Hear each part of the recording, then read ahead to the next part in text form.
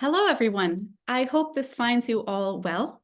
After a very long hiatus, I return now with renewed energy to continue a series of discussions with people I greatly admire. I am so excited to have Dr. Vladimir Brovkin on this morning. I discovered Dr. Brovkin's History channel and writings a few years ago while I was embarking on my own travels. Dr. Brovkin, thank you so much for joining me this morning. I have been looking so forward to this. I have tremendous respect for your intellectual independence, diversity of thought, and fascination with our human project writ large. Thank you very much. I'm happy to be here. Of course. And for those who don't know you, Dr. Brovkin, you were born in the beautiful city of Saint Petersburg in the former Soviet Union. You attended Saint Petersburg University before immigrating to the US at 23.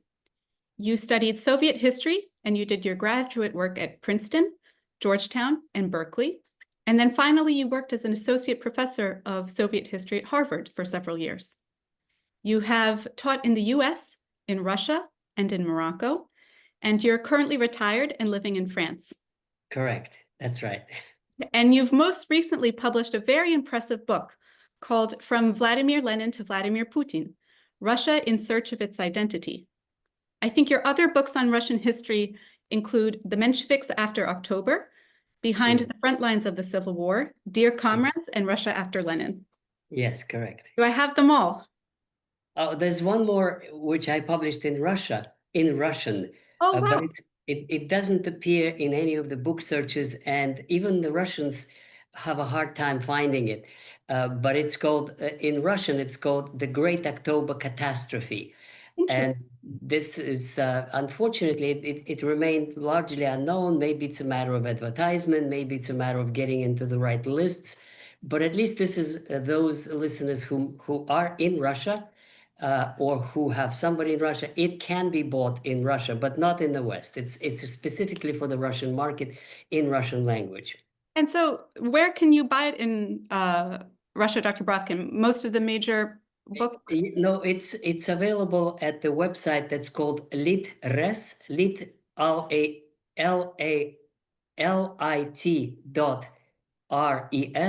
LitRes, which is something for literature.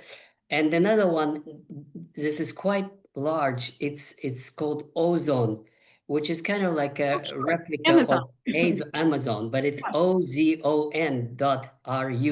ozone.ru. And another one is called Wild Berries. For some reason, it's in English, wildberries.ru. So these are the websites that the Great October Catastrophe is available. Okay, I will include links for that when we publish this interview, Dr. Brovkin. I hadn't heard of that last one, so I'll be sure to include that one as well. Thank you. So tell me, Dr. Brovkin, we have so much to talk about. Right. Tell me a little bit about the story of your life. I know you were born in the beautiful city of St. Petersburg. Tell me what captured your curiosity as a child. Yes, that's right. This is one of your fascinating questions that very few people ask.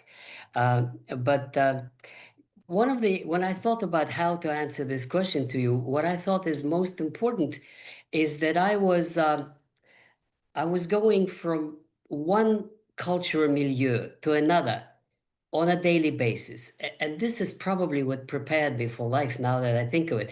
My Russian side of the family, the Brovkins, they were from very humble origins. My great-grandfather was a peasant, and my grandmother was half literate. She was a real Russian peasant who couldn't read or write much, and her language was quite, how to say, not quite literate. But at the same time, it is from her that I heard all kinds of Russian stories and the folklore, and she was very religious, and I am Russian Orthodox by religion, and I think I got a lot of it from her. And one thing that I thought, if somebody asked me what is it that is particularly Russian about this part of my family, I would say that it's resilience, putting up with any hardship that life can throw at you. They were the ones who lived through the siege of Leningrad. They are the ones who know really what hunger is, what famine is, when people are dying from famine. In other words, resilience, putting up with anything, difficulties, and very Christian. Like she used to say, suffering is good. Suffering is what makes you appreciate life. These were the kind of people for whom to go to a restaurant was almost like a sin. See, these are the kinds of people. And can you imagine from that kind of milieu? Uh, well, first of all, my father got out of it very quickly. He became a professor himself. So that shows you about the opportunities in this age, after the war, in the 40s and 50s. But right after this, I would go to my Jewish side of the family, and they were totally and completely different, absolute everything different. First of all, they also rose up through the Soviet times, and my grandfather on my mother's side was a professor, as my father too, but he was Jewish, and that means his whole outlook was fundamentally different. It was very from him I got this interest in politics. He followed politics all the time. He would watch TV, read Russian, Soviet newspapers. For example, I'll give you an example. He would say, I remember one day, Mikoyan, this is one of those ministers or Politburo who was under Stalin and under Khrushchev and under Brezhnev. So it's a very kind of like clever guy who could fit into anything. And so one day my grandfather said, Mikoyan is sitting not in the place where he usually does. And that meant something to him. This is called Oh, Kremlinology. He could yes. interpret what is being said and what it meant. And he always talked about it. And this is now, of course, they lived in a three-bedroom apartment, and he was a big professor. And the Russian side of the family, they had one room in a communal apartment where 12 people lived together. That's Russia of the 1950s. It was my grandmother and my uncle and his wife and his son and my aunt and my father, and they were all in one room in a big communal apartment. And you know what? Thinking back of the 50s, there were no TV, there was no TV, just the radio, but it was a happy atmosphere. They were singing songs and they were telling stories, and it was a good time, and an amazing difference in the lifestyle and in attitudes and in wealth between the two sides of the family. I would go from one to another. That was amazing. Yeah. And what was it like? I hadn't realized that you came from a multi-faith background. What was it like growing up across two faiths or among two faiths? Well, the Jewish faith was not really faith because they were communists and they didn't observe anything. But in the Soviet Union and generally in Europe and Eastern Europe, Jews is not a religion, it's a nationality. So the Jews kind of stick together as a social group, as a national group, just like Ukrainians would stick together, or the Kazakhs or Tatars or any other. So all the friends of my Jewish side of the family, they were what is called in Soviet times intelligentsia types. They were Mm. professors and lawyers and people who went to the theater and discussed new plays, and they subscribed to literary journals, and they would discuss what is new in literature. It was culturally a very different sort of setup. It was a very different one. And the time I'm describing, my father was just a student. So he still was very poor, living with his parents, and he became a professor much later. But at that time, he was 20 something. Intellectual side of things came from the Jewish side, but the kind of a religiosity and determination and common life and values of families that came from the Russian side. And you know what? Nobody ever asked me anything like that. So this is the first time I'm sharing, uh, No. reminiscences of my early childhood.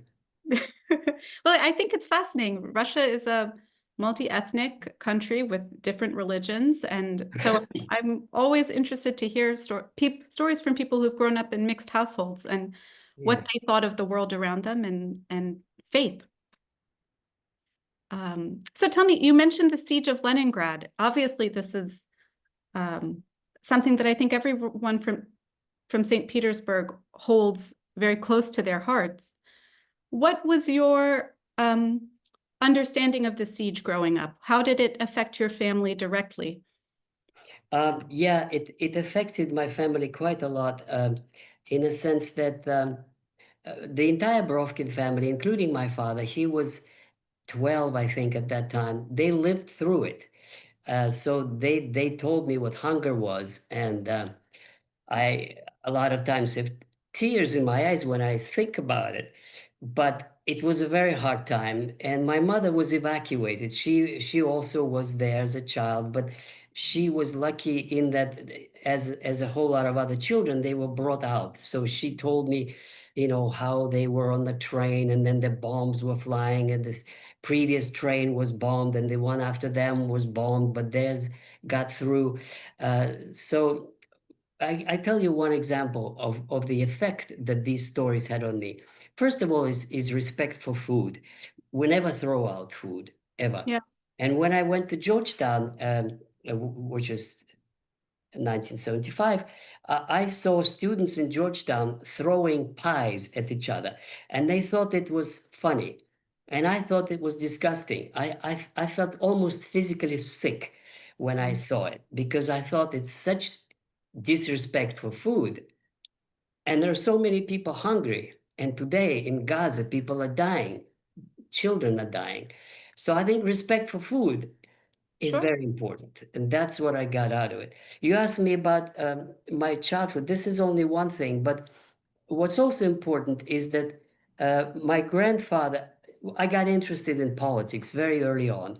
And one of the reasons was that my grandfather, and this professor, he, I remember 1961, the 22nd Party Congress, and they talked about, Khrushchev talked about Stalin's crimes, and they were all talking about it and reading every word. And this is the first time I was 10, and I kept talking and thinking, my grandfather, about the Stalin era and the executions and arrests and so on.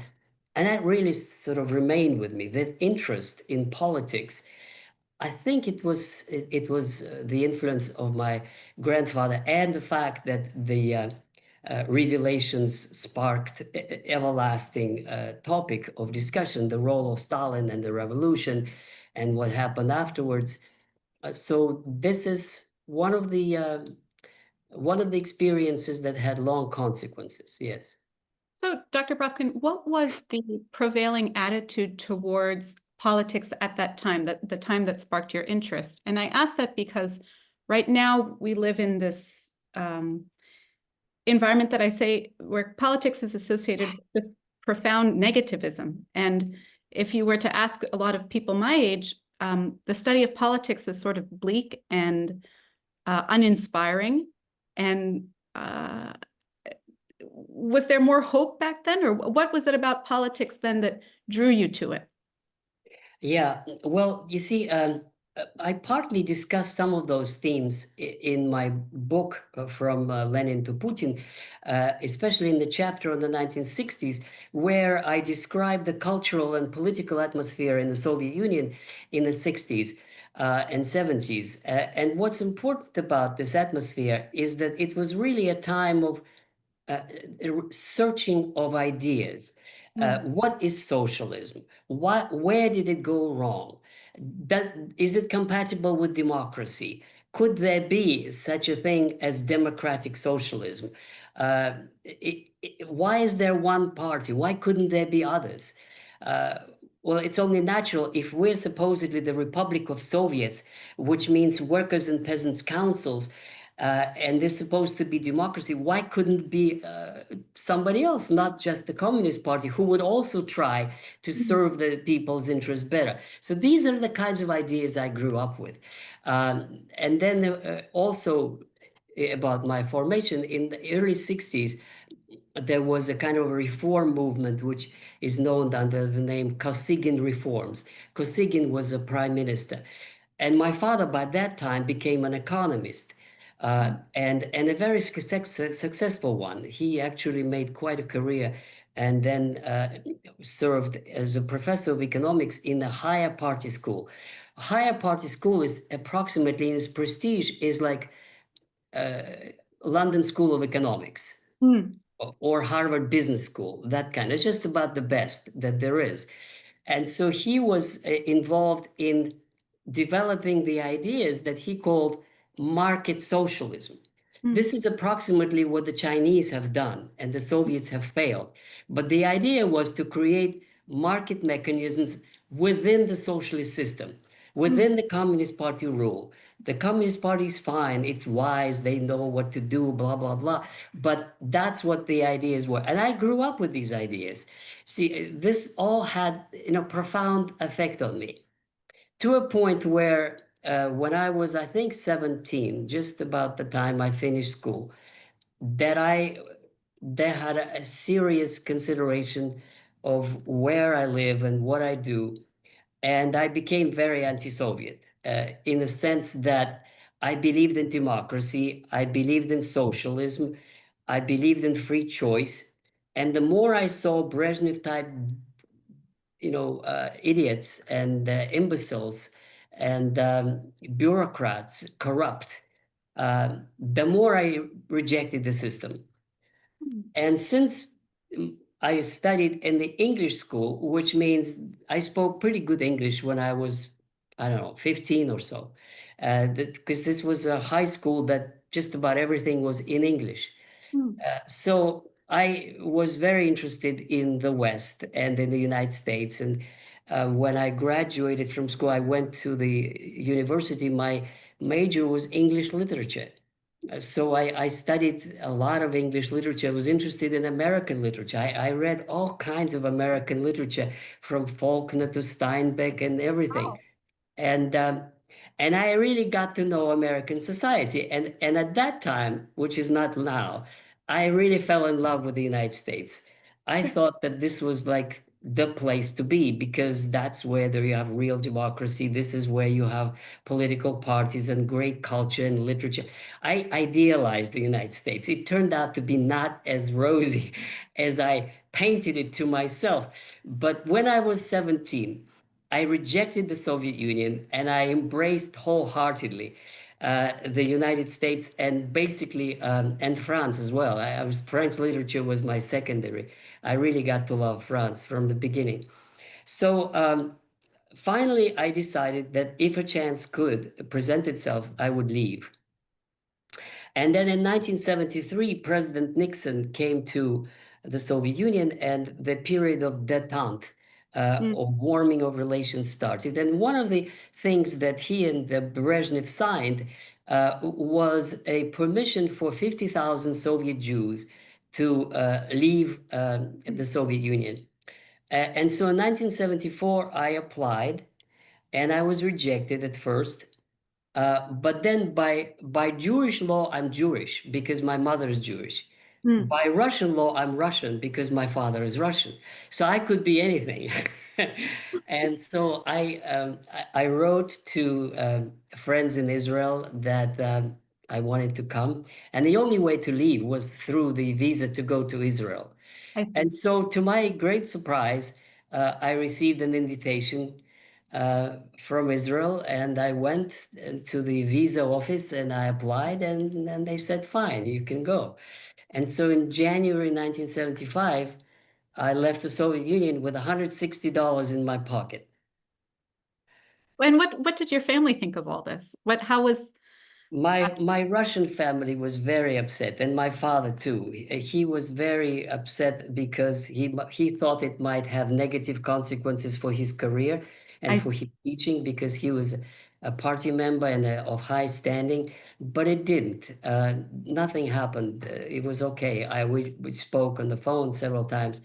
My grandfather by that time died, so he didn't know anything about it. My mother welcomed it, and she actually came a year later. So she lived all her life in Florida. She died last year. So she did join me and did support me, and Wow. worked out fine. And what was the sort of zeitgeist among young people your age at that time in terms of admiring the West, being inspired by these virtues of democracy and Yes. liberalism. Were you alone in that appeal? No, no, I was not alone. In fact, it was a beginning of the what I call democratic movement, and the again I describe it in my book on in the chapter on the 60s and 70s, and one of the spokesmen of that, which became a political movement, was Andrei Sakharov, who wrote a famous book. Well, he was ostracized and he was a dissident and he was harassed by the KGB and all that stuff. But he wrote a book which is called Our Country, Our World, which was earth-shattering because it was like a platform for many people to follow, and many did. And in the end, they did win because they came to power with the collapse of the Soviet Union. The idea was um, of the com socialism and capitalism merging. Uh, Interesting. and in fact, this is what actually happened. I mean, France is a socialist country from that point of view. Medical services are almost free. Education is free, including universities.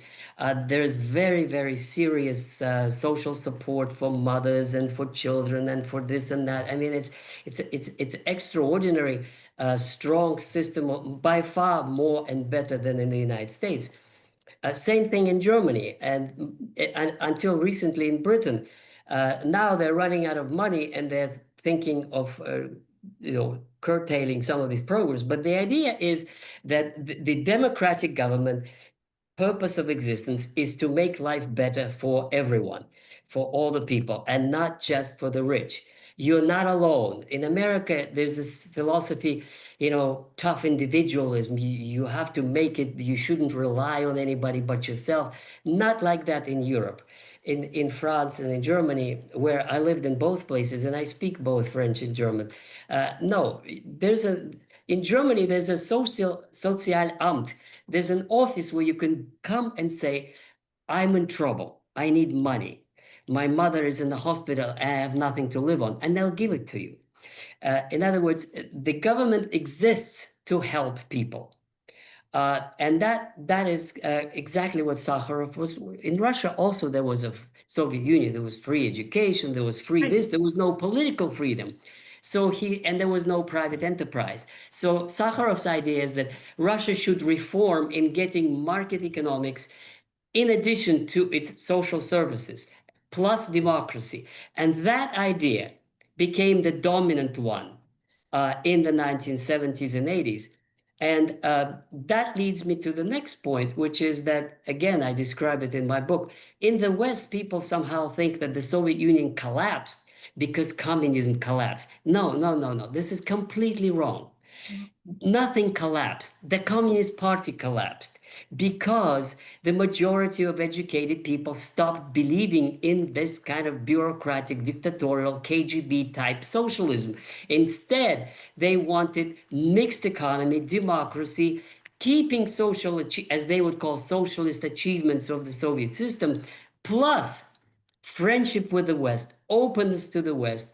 They really believed in one European home from Lisbon to Vladivostok. They really liked the United States. The US was seen as a friend. And I always say it in many of my interviews, Soviet people loved America. Why? Because America helped in tremendous ways to win World War II. And when I spoke to many veterans in the 60s, they would say, I know whose can of food I was eating in the trenches. It was called Made in the USA because millions and millions of canned food was sent to the Soviet Union, and it was Russian soldiers or Kazakh or Soviet soldiers who had eaten American food. And that generated gratitude and very positive feelings to the United States, which unfortunately is dying out because today most Russians look to the United States with suspicion at best and hostility at worst. Yeah, I understand. So you decided to move to the United States and you were fascinated by American literature. Yes. What had you committed to history at this point, or were you No, planning to no, study no. literature? I still didn't know what I was going to do. I had no idea. All I knew is that I wanted to go to the West and I wanted to continue studies. I really was literature is fine, but I didn't want to study literature anymore because what really I loved literature because I was learning society. It Mhm. wasn't really so much literature. So I was not interested in the theory of literature, like some of my colleagues, subtext and this Yeah. text and the study of the audience and the study of the vocabulary and the study of this and that. No, for me, literature was an introduction to a society. So what I understood, what I'm really interested is in the society and the way it works. And that means that you've studied either sociology or history or political science, and I combined all of those in the study. But basically, what happened when I arrived in the United States in April 1975, there was a Jewish organization that welcomed migrants like me, and they have that they choose a city where they'll send you. They have no choice. So I was sent to Toledo, Ohio, and there was a person who welcomed me there, and I lived in his house. And they give you 3 months support. And the first thing I did, really, the first week, I went to the library. There were no computers then. There was no internet. Forget it. You had to go to the library. You had to actually physically, go through the books, write out addresses, type on the typewriter a letter, and then send those letters. I sent 10 letters to different American universities that had a Russian politics program. Uh, and I received two positive answers. Eight said, no, we don't, no, we're not interested, forget it. There's no future in it, that kind of stuff. But I did receive two positive letters from Michigan University and from Georgetown University. And both of them said, we're interested, come for an interview. Wow. So I went, and I was admitted to both. But Michigan said that they're not sure in my Soviet education, so they wanted me to take one more year undergraduate work before they commit to graduate school. In Georgetown, they said, no, we'll take you right away to graduate school. But I have to tell you about this is an interesting story because when I came to Georgetown, they had a Russian area studies program. And I started talking to a professor. His name was Schiebel, and he was a German whose parents escaped from Nazi Germany in the 1930s. So Mm. when he found out that I escaped from communist Russia, he immediately had an open heart for me. He said, Yeah. we're from the same boat. Yeah. Uh, and he said, what do you want to work on? I said, what is the question that bothers you? I said, what I'm interested is the nature of totalitarianism and Marxism and democracy. He said, go on, go on. What is it exactly? I said, well, exactly if I were to be pressed, what exactly I want to know if it's possible for Marxism to be democratic. And he Interesting. said, well, this is a good question.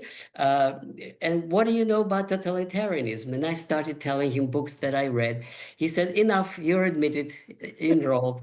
So that was it. And at that time, I had no money, of course. Where would I? But I was more lucky than the contemporary students because uh, tuition at Georgetown cost $3,000 a year. And the Jewish Family Service loaned me 1,500. And then I went to work in a restaurant as a busboy. And during the summer, I earned another 1,500. So it was great. I was enrolled and I started this wonderful program in one of the most beautiful cities in the United States, Washington, D.C. Yeah. And And that was great. what was your first impression of the United States coming? Did it and how did it relate to your expectations? Well, you know what? I must be frank with you, and I must say that Toledo, Ohio depressed me. Not because there's anything wrong with Toledo, Ohio. It's a fine city. There's nothing wrong with it. It's like so many others. But it's just that the American cities where you have downtown that everybody leaves at 5 o'clock, Yeah. and then it becomes empty, Yeah. literally empty streets. And everybody lives in the suburbs and they drive everywhere. They want to go to a restaurant, they drive, they drive, they drive. I grew up in a European city. That Okay. means that you walk out on the main street, Nevsky, and Yes. you walk, and there are cafes and restaurants and movie theaters, and there are people, and there's just agitation. It's like on the Nevsky, in the main street in Leningrad where I lived, there were 20 movie theaters within 10 minutes walk. So And don't forget the boat. it's a center. But Washington, I loved Washington because it's not American. Washington, D.C. is built by La Fontaine, and it's a European city because you do have sidewalks and parks and restaurants and movie theaters and the opera in the middle of it. It's like very livable. I really love Washington, D.C. I think it's one of the best cities, probably the best city to live in. That's nice to hear. Yeah. Yeah. I I'm always curious what people's first impressions are. I think my mom's family coming from India had very much the same enthusiasm for all things American and a real love of America too before they came here. And I love listening to stories of people's first impressions of the US when they have such high But hopes. it's not only Washington. I mean, Boston, when I lived there for 8 years, it's pretty similar. I felt just at home too, because there are also theaters and people and bookstores and all kinds of things. It's a nice city. New York is okay. It's not perfect, but it's okay. It's livable. And there are other cities like that too. So it's not only those, but at least the ones that I experienced, that's what I came out with. And so you started your coursework then at Yes, I did. Georgetown. At In Georgetown. forgive me, what did you decide on at that point? Yeah, it's called Russian Area Studies Program. Okay. And I very quickly discovered that I knew just about everything that they were teaching there. About specifically the Soviet Union and Russia, but there were other things that I didn't, and so I discovered Freud, for example, Hmm. Weber, and sociology and theories of all kinds of political science. So this was all very new to me. Whenever the conversation turned to Soviet politics or Soviet history, I'm sorry, but I knew it all already, which was nice because it was easy to get A's Of course. in these courses. Yes. And how did the American system that you joined compare to the Soviet system of education that had raised you? What did you think Was a was? completely different, and of course, I loved the American one, well, it was different because there was no set program. The program depended on your professor, pretty much. And it depended on reading books. What we did at that time is you read a book and you discuss it. So you read a book, you take notes, and then you discuss ideas in a graduate seminar. There was no lectures as such because it's a graduate school. There's no lectures. There's a seminar. And that means you read, you come, you discuss ideas. And that's wonderful. It's the best thing there is. You just discuss ideas. And if there are things you don't understand, you say, well, what about that particular issue? And then you get various answers. And what I really like is that there's no one set truth, the Hmm. one answer, like in mathematics, there's one correct answer. No, there are many correct answers, and there are many different views and interpretations, and you play with them, you juggle with them, you try to find the ones that are more convincing. And then it teaches you tolerance because you have to respect other people's point of view. And before you criticize, you have to reproduce honestly and perfectly well the other person's point of view in such a way that the other person wouldn't object, that he said, yes, that is what I meant. And then you can criticize what you find objectionable or otherwise. So I absolutely love this approach. And I did well. The next year, they gave me a scholarship, so I didn't have to pay anything. Wow. Uh, and then I was even more lucky because I was really so lucky. One thing that Georgetown did was they had these work study programs, and I signed up for it. And they sent me, of all places, as a student's job, a part-time student work study program, to a place called Woodrow Wilson Center for International Studies. And within it, there is a Kennan Institute for Advanced Russian Studies, which still exists. And it was the center for the study of the Soviet Union in the United States. And I wound up there as a research assistant. So that means that within a short time, I got to meet the top scholars in the field. And that was fantastic because I could hear what they were saying and what they were researching as being their research assistant. And at that time, there were some friendships formed for life. I mean, there were some professors who I got to know there that really stayed friends for decades to come. So this was very good. But one of them said, well, you're close to finishing Georgetown's 2-year program. What do you want to do next? And I said, I don't know. I have no idea what I'm going to do next. I still haven't thought about it. Maybe I'll look for a job somewhere. You know, there are typical career pattern is after Georgetown is U.S. government. So Sure. people go into congressional service or to the congressional research service, or they go to work for a congressman or whatever. So there are all these DC foundations and think tanks. And so this professor told me, he said, why don't you apply to go for PhD? And I said, me for PhD? Who am I to go to a PhD? I didn't think highly of myself. I thought I'm just, a boy from a provincial uh, sort of communist country. But anyway, he said, no, no, you're good. You can do it. And so he encouraged me to apply. And I did to apply to Columbia University and to Princeton, and I was admitted to both. Oh, Yeah, that was great. Yeah, and I went to Columbia, I went to Princeton, and in Princeton I met Professor Stephen Cohen, who died sure. in 2018, That's and quite a we loss. immediately struck immediately, just like in 5 minutes we were best friends for life. And he said, what do you want to work on? And I said, well, Russian Marxism. And he had written a book on Bukharin, who was a reformist communist in revolutionary Russia. He said, that's a great idea. Let's go for it. Uh, and so after that conversation, he said, we'll work together. And I admitted, and I accepted Princeton's offer, which was a very good offer. Princeton generally has a policy of uh, the undergraduates pay, the graduates don't. So Mm, if you're admitted to graduate school in Princeton, you don't have to worry about money. It's taken care of for the next 4 years. So you have a stipend, you have a place to live, your food program is covered. All you have to do is go to the library and attend classes and do a good job with your dissertation. So this was again a fantastic time, probably, I don't know, maybe one of the best in my life. 2 years at Princeton, because we just went to the library and then we went to the bar. The graduate college had a bar, all legal, with beer for 5 cents.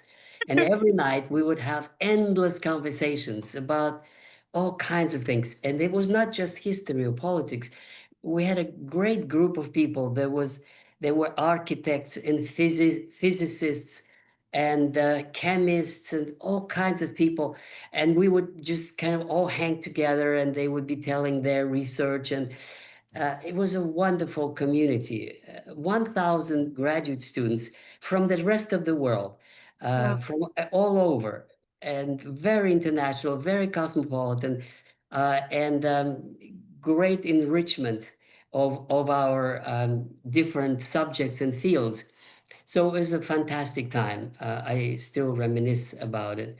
Yeah, that was Princeton. But then when the second 2 years at Princeton, you're supposed to go in your field and do research and dissertation. And Uh-huh. I couldn't go to the Soviet Union because some of the American ones holding American passports could. And they did go to the Soviet Union to do their research. But I couldn't because I was from the Soviet Union, so they would never allow me to come at that time. Mm, So I chose to go to Germany.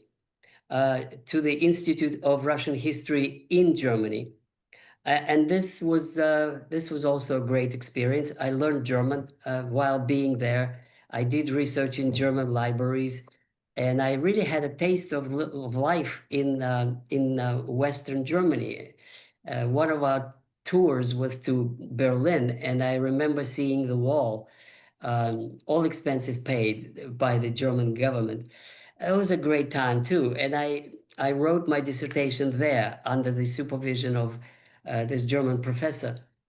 And he was the one that I owe great gratitude. And so, because he was the one who told me that I could do it. You see, Mm. young people are very insecure. So was I. I had no idea that I could write a book. To me, writing a book was something that only very famous people could do. But he said, one thing at a time, one chapter after another. And I'll never forget how I gave him with a trembling hands my first chapter, and how he looked at it with his serious face and said, "Oh, that's pretty good." And Wow. I thought, oh, okay, finally. And what was this book about? Well, it was this is the answer to my question, which I told you already about democracy and Marxism. Ah. And that the Mensheviks were Russian Marxists who were for democracy. And they were staunch opponents of the Bolsheviks, who were known as communists. And they had a struggle for many years and wrote many articles. And in the revolution, they opposed the communist regime as socialists. So my first book was about that. It's called The Mensheviks After October, which means the Menshevik opposition to the Bolshevik dictatorship in Russia. For Western audience, the only person who comes close to these ideas that is known in the West is Rosa Luxemburg. She was, one could say, a German Menshevik. She criticized Lenin in similar terms and even wrote a beautiful brochure criticizing Lenin's dictatorship, saying that it's a betrayal of socialism, that this is no good. It's going to lead nowhere. It's going to lead to civil war and terror, and that should not be the course for the socialists. So that was my first book, my first dissertation that later became a book. So tell me a little bit, Dr. Brovkin, of how you were received in academia when Yeah. you were starting out. What were some of the questions people had for this young man just coming from the Soviet Union? And how did it, what were you surprised or either pleasantly or unpleasantly so by some of these Well, early I was interactions? I was a novelty for most people. They never met anybody from the Right. Soviet Union, and they were all very surprised. Um, the wires are over there. I'm sorry, I just has to connect my computer. Oh, that's Um, okay.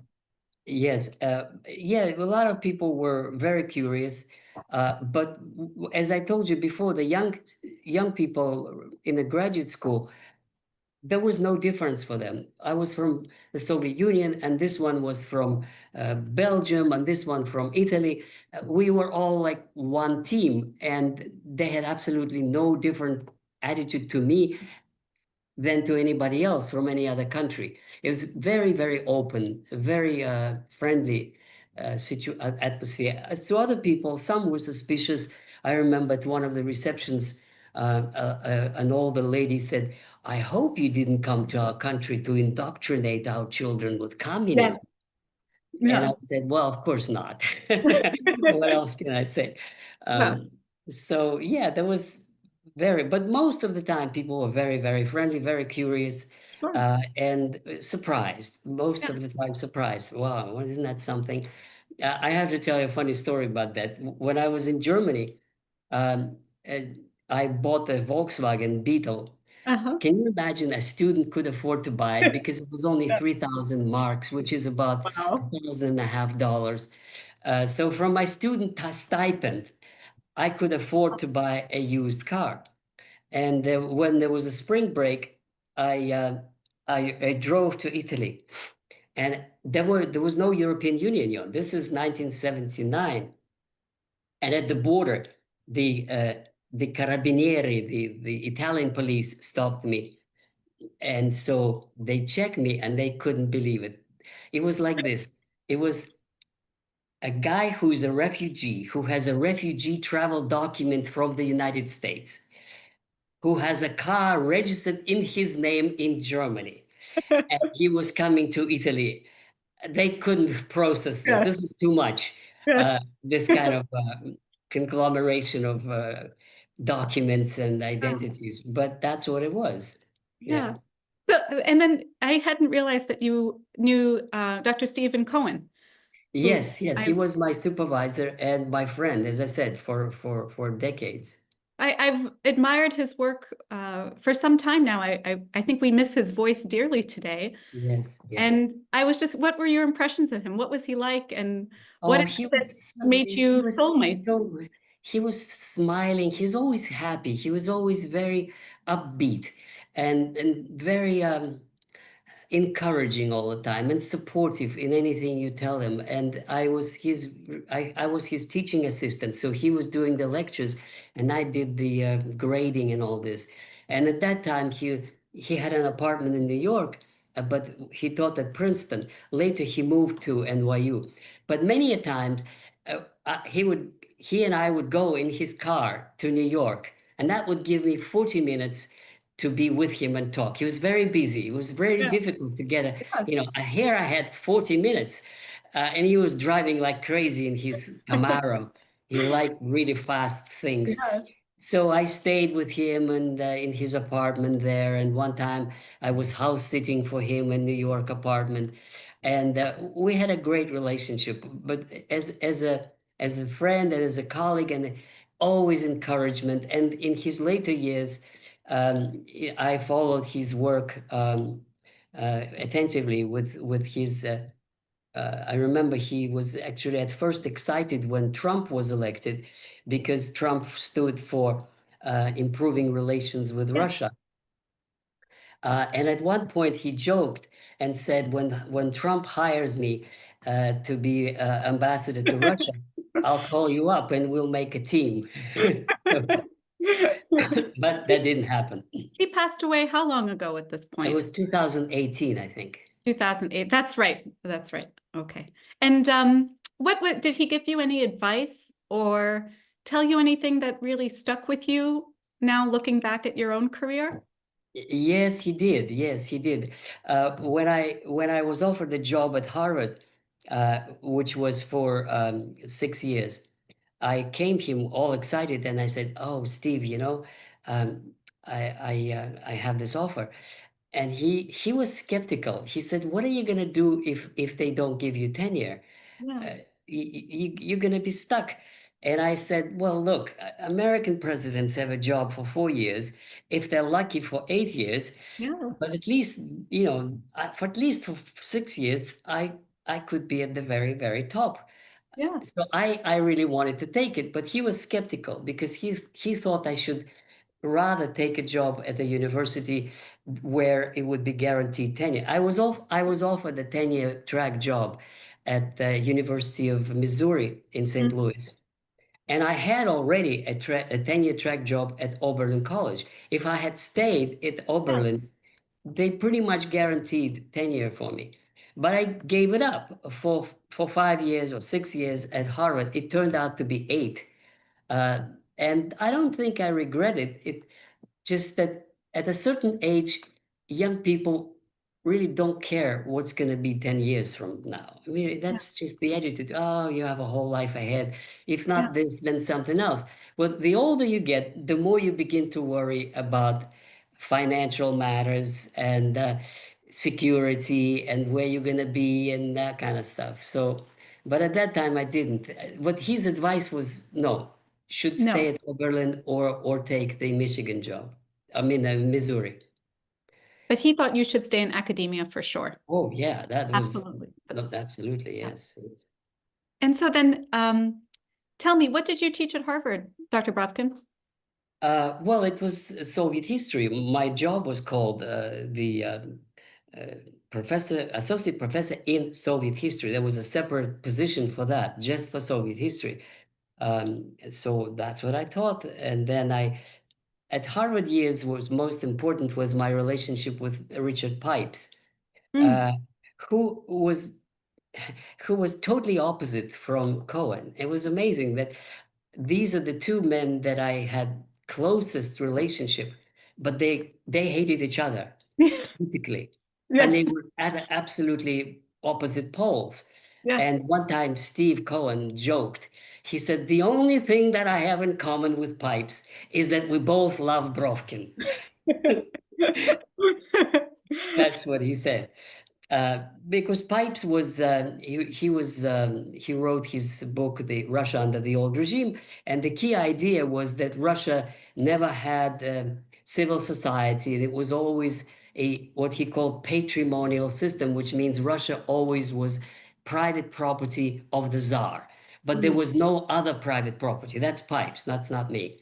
right. And therefore, the relationships based on private property, and that means the law, and that means separateness of individual from society. It never came to Russia. To put it in a rude terms, Russia remained the country of serfs or Mm, slaves. If you mm. want to be really rude, Sure. that is Pipes's thesis. But I didn't care about that. What we agreed upon is the nature of the communist regime. Mm, That we did agree upon. Moreover, what really got us close together was that when he offered me this job, well, let me tell you how it happened.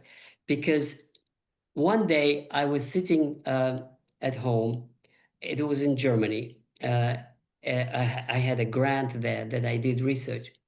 And then all of a sudden there's a phone call and they say, "This is Professor Pipes." And we never met. I mean, I knew who he was, but we never spoke. And I said, "Well, yes, I'm here. What is it?" And we said, "We want to offer you a position at Harvard." wow. Wow. I had no idea. He said, "I read your book and I'm very impressed. It's my book that got him to Mm, do that, and he was influential enough that they offered me this job. And the reason he was so interested was because he was working on his next book, which is called Russia Under the Bolshevik Regime, which is mm, a great book. And he and I spent, this is the best time that I ever had with him, is we would sit in his office in the Widener Library and discuss his book. mm. I would read a chapter that he wrote, and then we would discuss it. And I would say things that nobody else could have said because I knew it and nobody else does. I Yeah. knew like the minute details, day by day, month by month. In other words, I could give him the kind of critique or input that nobody else could. Well, maybe a few other people who studied the revolution day by day in such detail based on archives that I did. And I was writing a book at that time, which was called Russia After Lenin. Mm, I did that in the 90s at Harvard. And again, I got input from him that I never got from anybody else. It was fantastic. One thing that he said when he finished reading it, he said, "It would take a long time before your ideas sink in." And wow. I think they still haven't sunk in Yeah. because it was so new and so different from everybody else that it didn't. But anyway, we had a fantastic intellectual communication. We became very close Mm, friends. He invited me to his house, but he had good relations with most of his students. But I was not a student. I was a colleague. So I yeah. was a little bit in a different rank, and that was a fantastic relationship. But then 5 years ran through very quickly. Well, six. And then they extended it one more and then one more. And finally, I had to leave. They didn't give me tenure. Mm, And he told me that this was despite his recommendation. He was convinced that they would, but they didn't.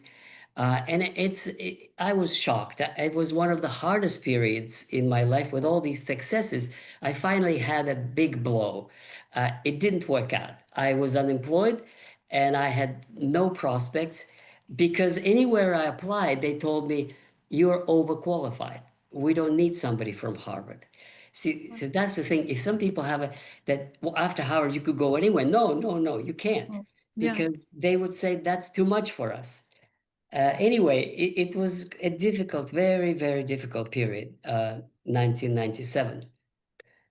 Uh, but eventually, a colleague again called me, and she offered me a job as an adjunct professor, which means you're not staff. You're a professor as long as there's a grant or fellowship to keep you there. So what you do in this case is you apply for grants, and then you get them, and then you are a professor as long as the project lasts. So it's much, much worse than being a tenured professor where you're guaranteed life, your position for life. But it's better than being unemployed. Yes. So that's what I did. It was again American University. I was back in Washington D.C. and again I loved it. It was very nice. Yeah, this was another good period, very good period. That was 99, 2000, 2001. And I plunged into this life in DC, and I was everywhere. It was Yeah. Brookings and all the think tanks, and I would go and listen. And I was invited to give a lecture here, to talk there and everywhere, and all the conferences, including the ones in CIA and FBI and everywhere. I was like, I really was totally, knew everybody who is in Russian studies in DC at that time. So it was great. Yeah. So the two questions I want to follow up on. The Mhm. first one, you briefly mentioned a sense of frustration that your ideas had not landed or have not landed. Yeah. Maybe we can talk about that later, but that is definitely something I want to come back to. Yeah. And then the second thing is, we're talking about 96, 97. So, Yeah. 6 or 7 years, 5, 6 years after the fall of the Soviet Union. And Yeah. you're living here in the United States. How, what was it like living here and reading about what was going on back Yeah. home? And Yeah. I'll tell you, how, this is a great yeah. story because what I missed in telling you is that uh, in 1993, I had a sabbatical year. Mm, Every 5 years, you have a sabbatical year. And especially if you're associate professor, they expect you to produce a next book. And so I took this year and I went to the Soviet, to Russia. It was open. I could do it now. There was no obstacles. So the school year 1993-94, I spent in Moscow wow. working in the archives. And again, that was fantastic. It was such an interesting time.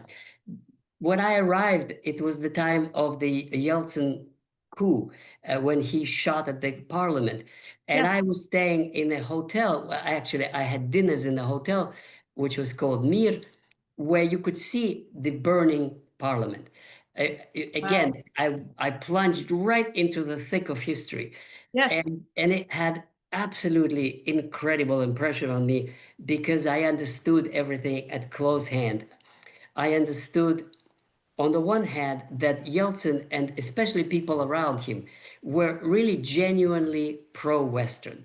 They really meant that now we're one. We don't need to be different. We have to join the West and U.S. And this is why there are all these U.S. advisors. I knew many of them personally, Yeah. uh, and at the, that's one level.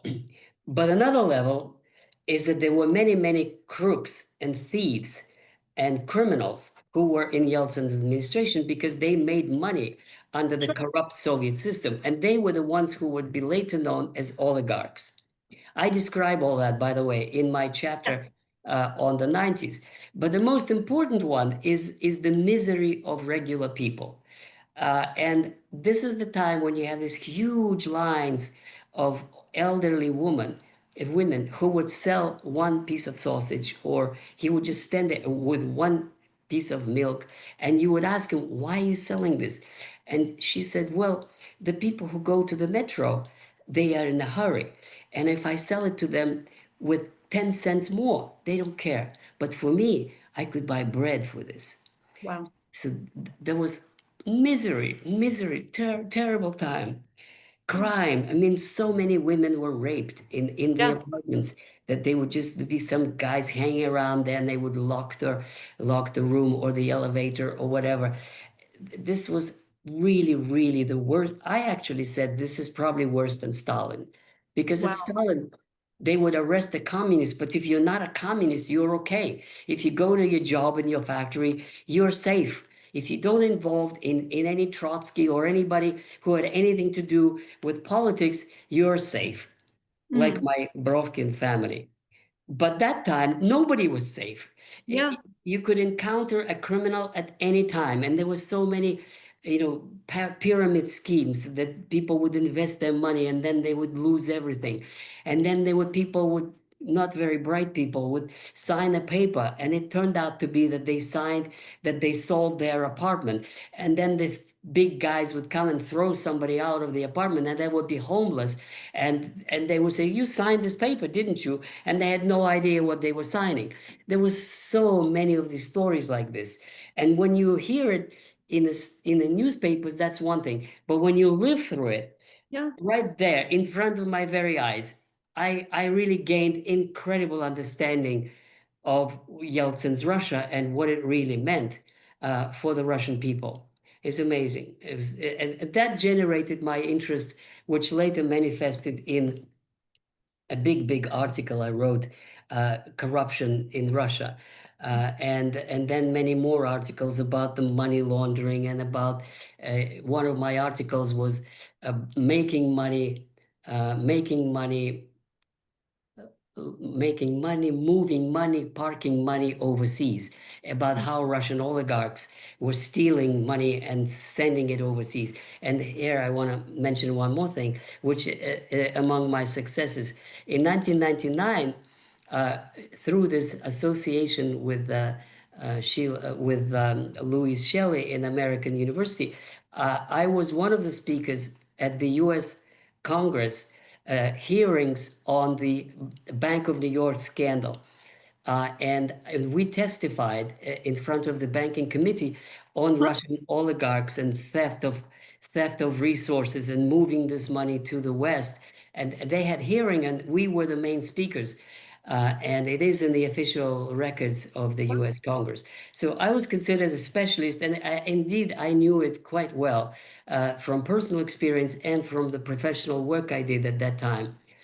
So the 1990s were very important for Russia and in my life as well, because I got to know. One other thing I can tell you more, much more about it, but one other high point was that in 1996, there were elections to the presidency in Russia, and Yeltsin ran, and I was an official observer. I was actually hired to be an Wow. observer. And what we saw is how they stole these elections. They basically stopped counting at 3 in the morning, and then at 8 in the morning they announced that Yeltsin won, and no figures were provided. So Mm. it was really, and the West covered up. The Western governments covered up stolen elections. So much for wanting democracy in Russia. Uh, Yeah. that Yeltsin lost, and he decided not to go. Uh, well, he was forced to go 3 years later, but that's a separate story. Yeah. So, Dr. Brovkin, what did the average like Muscovite think during this time when you were there? What were people's general perceptions on the street? You know, I've only read about how terrible the early 90s were in Moscow. I'm It's, just curious. I think it's very hard to say, because different people in different sort of sides of society had different opinions. But I think the most important thing is that they had no time to think. They had to fight for survival, because if you don't earn, you die, and nobody cares. That's the thing. Let me give you an example. I was doing research in the archives, and this was at the Institute of Marxism-Leninism. So they had a great building, and in the Soviet times they had all the privileges and best service and building and all that. And the one time I ran into an elderly woman, and she introduced herself that she was a director. And I Mm. said I was a Russian who was an American and I was doing research. She said, "Well, step in my office, we'll chat." And so I talked to her, and she said that the roof was leaking, that the government didn't pay any salaries at all for already 2 years, that they don't know how to survive and how to keep the building, that there was like water was leaping and destroying the books. And the only way she survived is that she rented some of the rooms to some Western companies who needed space in the center of Moscow. That was her only source of survival for her and for the people who worked there. That's Russia of the 1990s. Yeah, and Unbelievable. some people would stay in kiosks. They would sell little bits of pieces of this and that in kiosks, like bread and cigarettes or this and that, and they would pay to these women. They would pay $1 a night, like the entire night through. You stand in the kiosk. It's in winter, it's cold, and you sell stuff, and you get paid $1 a night. That was the time when some people earned $30 a month. That's it. $30 a month. This was enough to buy potatoes. Maybe that's it. Potatoes and bread, just not to die from starvation. That was the extent of misery.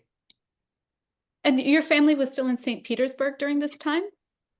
Your Yes, my parents father, my father died in 1978. And so my grandmother died much, much earlier. So the only people in my family who were still alive in the 90s was my aunt, who I love dearly, and I call her Koka, which means a godmother. She's the one who baptized me, Mm. and she was my father's sister. And so she lived in St. Petersburg, and I visited her lots of times, and she did me. So she was the only one still there. And there's a great story that I tell you that I always say when I think of her, is that she was a famous doctor. She was a very, very famous. Her portrait is still in the Institute of Orthopedics Oh, in wow. St. Petersburg. And there were people from all over the Soviet Union coming to see her. Anyway, she was quite famous, and she had the highest possible salary in the Soviet Union, which was 500 rubles a month, which is big. It was like $500 a month. And average salary was about 100. So she was quite well off because she was such a famous doctor. Yeah. So she had her life savings, and her life savings were 5,000 rubles. So this is the example that I always give for people to understand what happened. In 1989, before any of this inflation and the collapse of the Soviet Union, for 5,000 rubles, you could buy a new car. That was the value. 5,000 rubles, you go buy a new car. Okay? In 1995, when no, it should 93, 95, 94, I was in Russia. For 5,000 rubles, you could buy one chicken. So if you kept your money in the bank, it's the same rubles, they look the same. And if Yeah. you didn't invest it in something tangible, you basically ruined. You lost your life savings, and that's it. They're worth nothing. That's the kind of inflation that happened in the first 2 years of Yeltsin's rule, from Wow. a car to a chicken. And she was almost starving. She too. The only reason that she wasn't is that because there were a lot of happy parents who gave her food, Yeah. because she saved a lot of children. That's unbelievable. You just read about these nightmare stories about Russia in the early 90s, and I can't imagine what it must have been like to have been there. Yeah, it was hard. Yeah. Yeah. And so then how long do you stay there for, Dr. Brovkin? Your I sabbatical? stayed a year, which is like a normal sabbatical year, from the fall of 93 to the fall of 94. Then I came back to Harvard and again resumed teaching. And I was finishing my next book, which was based on the archives. And this is the time for me to tell you very briefly about this book and why Yeah. Pai said it hasn't sunk in, and what's the big idea about it. And I'll be very brief. I'll take not more than a couple of minutes. Oh, I'd love But to hear. but the main contribution of this book is that I show the origins of the Great Terror and the origins of why Stalin did what he did. Now, Mm, most histories focus on Trotsky and power struggles, that he mm, had to get rid of him and this competition and that competition. And this is why he did what he did, which means, the attack on all the Bolsheviks and things. No, I have a totally different approach and totally different conclusion, which came from my study uh, uh, of society. And mm, the book is called Russia After Lenin, Politics, Culture, Society. So I study there not just politics, but cultural trends. There's a chapter on women, Soviet women. There's a chapter on young people, Komsomol. There's a chapter on peasants and how they behaved and what the expectations were on the workers and all kinds of segments of society, like a portrait of Soviet society in the 1920s. And what I discovered studying this in the archives is that things were going very well. mm. So much so that in 2 years, from 25 to 27, Russian peasants produced more grain than they did before the war, before 1913. In other words, Russia completely recovered from the war and the revolution and began to provide surplus grain for world markets. Russian agriculture recovered thanks to private property, thanks to the NEP policy, new economic policy, which allowed peasants to produce for the market. In other words, market played miracles.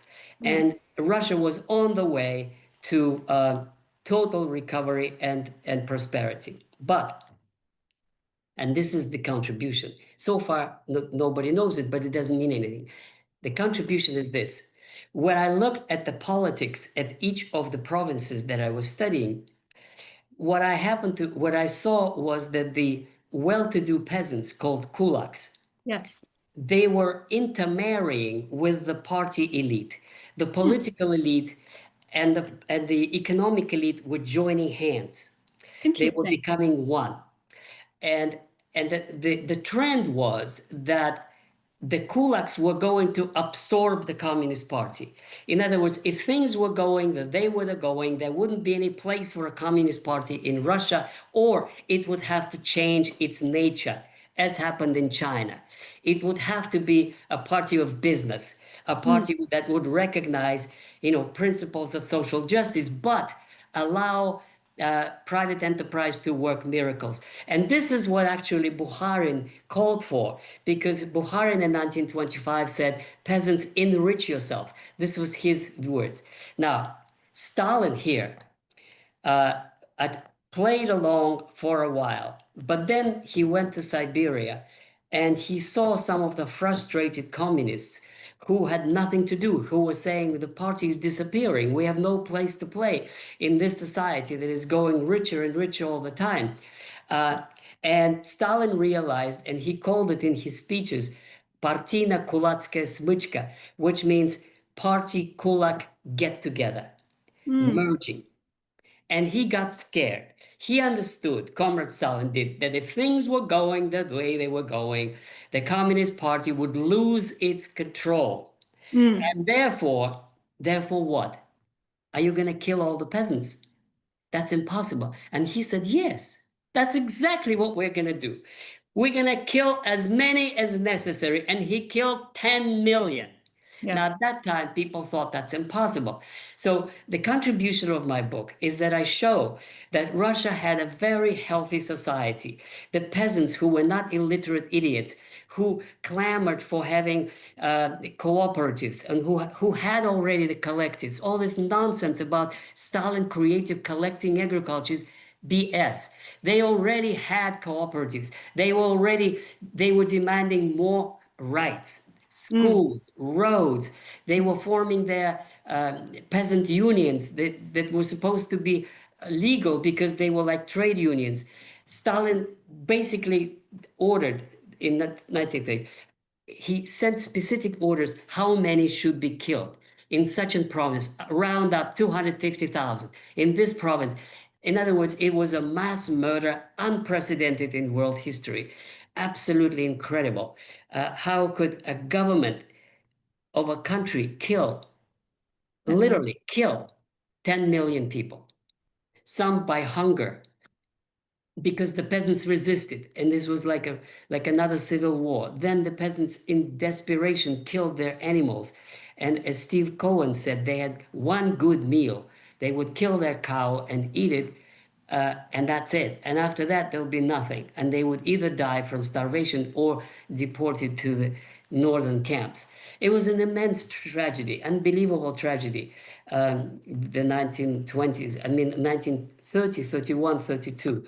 But as it turned out, it was just the beginning of the tragedy, which later on led to the Great Terror. Again, in my book From Lenin to Putin, I have a chapter on Stalin's terror, explaining which categories of prisoners were arrested and why and for what purpose and all that. So also based on archives. But in any way, that is what shook up Pipes. And he said, this is a new vision, and it would take some time to sink in, and it hasn't still sink in. People still think that Stalin was either crazy or just a dictator or just a communist, because all communists are the same. Well, not the same. And this is what happened. So Yeah. why do you think even today in 2025, it still hasn't landed? Because Western study of Russia and Russian history changed profoundly, profoundly. After the collapse of the Soviet Union, there was a sharp decline. For about 10, 15 years, nobody cared. All the faculties, professorships were shut down. Nobody cared. Nobody was interested. It only began to revive when Putin made Russia great again. And now they again giving money, and CIA is expanding its studies because they need to know what the Russians are up to. So the study of Soviet history is now reviving. But the older school, the people who are now seniors, like people in my age, they are the ones who, when I was young, they were the ones who were so-called revisionists, which Mm. means that they were the ones whitewashing Stalinism. And I wrote many articles fighting them. I was their enemy. I fought against them because they were saying Stalin is not that bad, and there were new opportunities, and there were new people coming in, and this is exaggerated, blah, blah, blah. And this was very fashionable at the time. And now they are the masters of the field. And what Steve Cohen wrote before he died was that many graduate students are afraid to take up topics that are not politically correct. So freedom, academic freedom, the way I knew it in the 1970s, is gone, at least as Russian studies are concerned. Now we have politically correct and politically incorrect. And therefore, it's the same sort of censorship as in the Soviet Union. America is slowly becoming like the Soviet Union, but that's a separate topic. At least as academic freedoms go, there's very little of it left. Yeah. And that's why it hasn't sunk in, because nobody really cares now as to why really Stalin purges happened. This is not a question at the top of the agenda. At the top of the agenda is how many missiles Putin has Yeah. and how strong he's going to make Russia. So Yeah. tell me, Dr. Brovkin, I admit my own ignorance on this. How does one whitewash Stalinism? What that generation of scholars Yeah. that you just described, what are the Yeah. basis for their argument? I'll tell you. So I don't want to name names because we fought enough. Yeah. But for example, there would be a book that would come out and would talk about how Russian workers were enthusiastic about building socialism, and Mm. how they were just fused with this energy, and this was an opportunity for workers to become engineers, and they would become this, and they believed in the bright future of the communists this and communist that. Okay, so I to this book like this, I would say yes, I think so too. But, and here the but.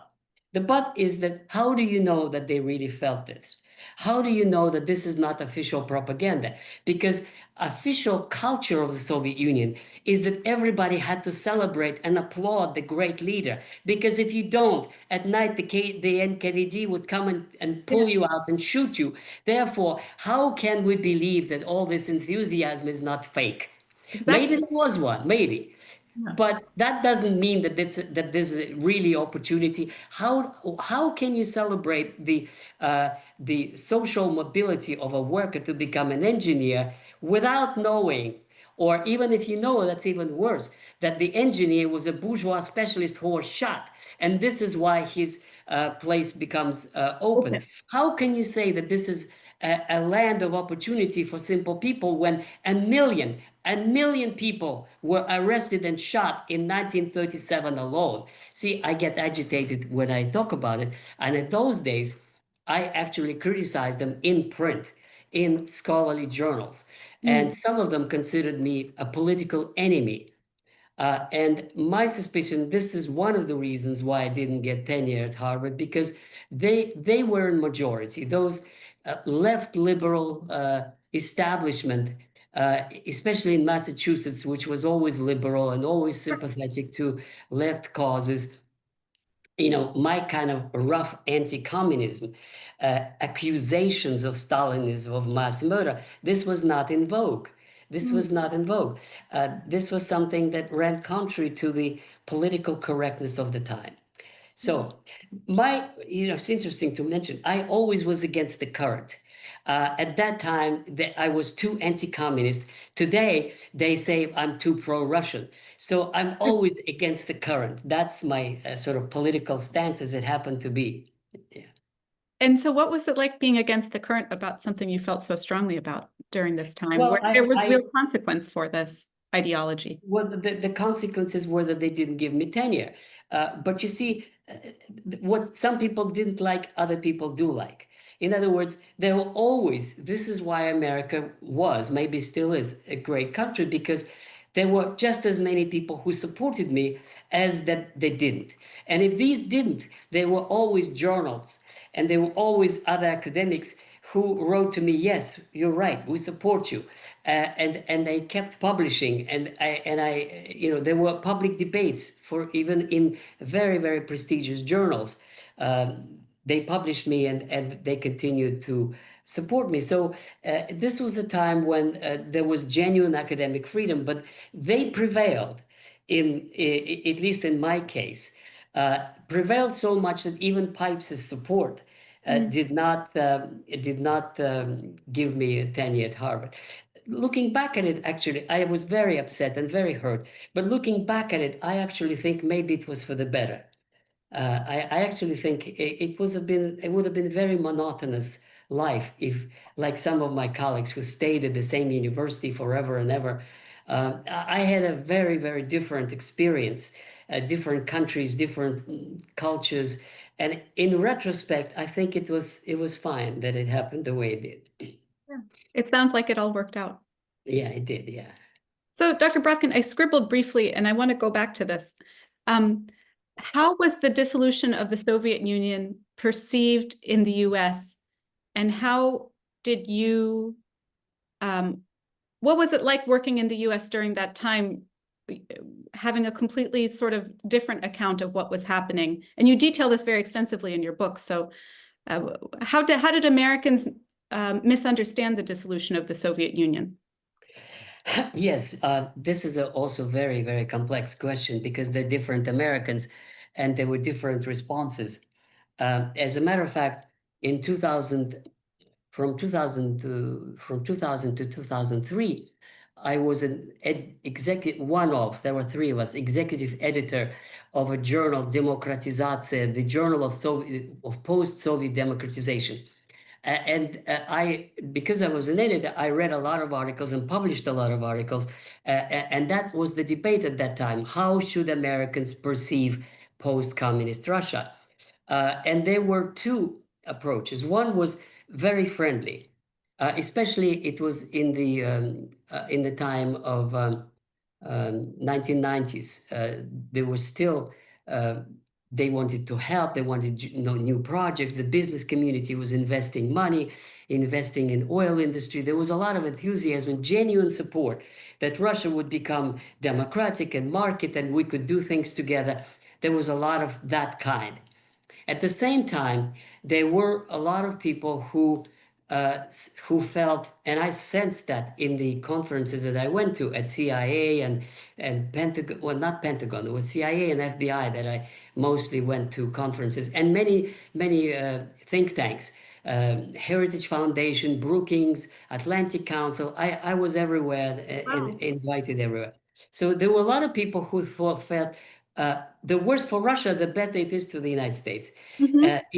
If they dissolve, that would be just great. Yes, Uh, if they have difficulties, we should just applaud. If they want to take their money out, why should we care? Let them put their money in Russia, in American banks. In other words, these were the people who were advising Bush to expand NATO. And sure. there were others who didn't. And among them, Pipes. This is also why we were still on very, very good terms, even 10 years after Harvard, because he said that it would be a big mistake. Uh, Mm, to include Estonia, Latvia, and Lithuania would generate a backlash. That would mean we would never have good relations with Russia. And we need Russia. We need Russia because China is rising and because there's got to be a balance of power. So these were people, George Kennan, also extremely prestigious, the founder of the Kennan Institute, where I started my career. He was saying the same thing. He was saying, no, there should not be any expansion of NATO. We should actually disarm as we're supposed to and disband all the blocs and start anew, a kind of a new relationship as was promised. Ambassador Matlock, who was later on Steve Cohen's associate in his committee for East-West Accord. But they were in a minority, they were beaten. And Bush is the guy who went to St. Petersburg in 2003, spoke at my university, St. Petersburg University, gave a lecture about democracy and how great Russia is, and at the same time came back and expanded NATO, yeah. calling Putin a friend at the same time, all at the same time. Yes, you're a friend, but we're going to expand NATO anyway. So Yes. that's the kind of a contradictory approach the United States did. In general terms, I would say that American business was favorably disposed to Russia. Yes. They opened up many factories and shops and McDonald's and Exxon and many big corporations went to Russia and established good working relationship. But the military-industrial complex decided that we should use this opportunity to weaken Russia and strengthen us. And these are the guys who are still in power and who still dictate policy. Yeah. So tell me then, what um, that group of scholars that you allude to, how were their voices shut out from discourse? Was it they don't get tenure, they don't get invited to conferences, they get what does that actually look like? How did that censorship work in that era? Well, you see, I was moving away from the Washington scene in the early 2000s because I accepted an invitation and I went to Russia. But what I could say, it was a slow process. There was a real fight in 2004 and 2006 when Pipes was very still uh, significant influence, both politically, not only because he was a professor from Harvard, but because he was an advisor to President Bush on Russian affairs. So he was still very significant, and so did Steve Cohen. And there were many who had, a voice in American Washington establishment. But as I said, the business community listened to them, but the military community dictated policy. And especially since this is growing, there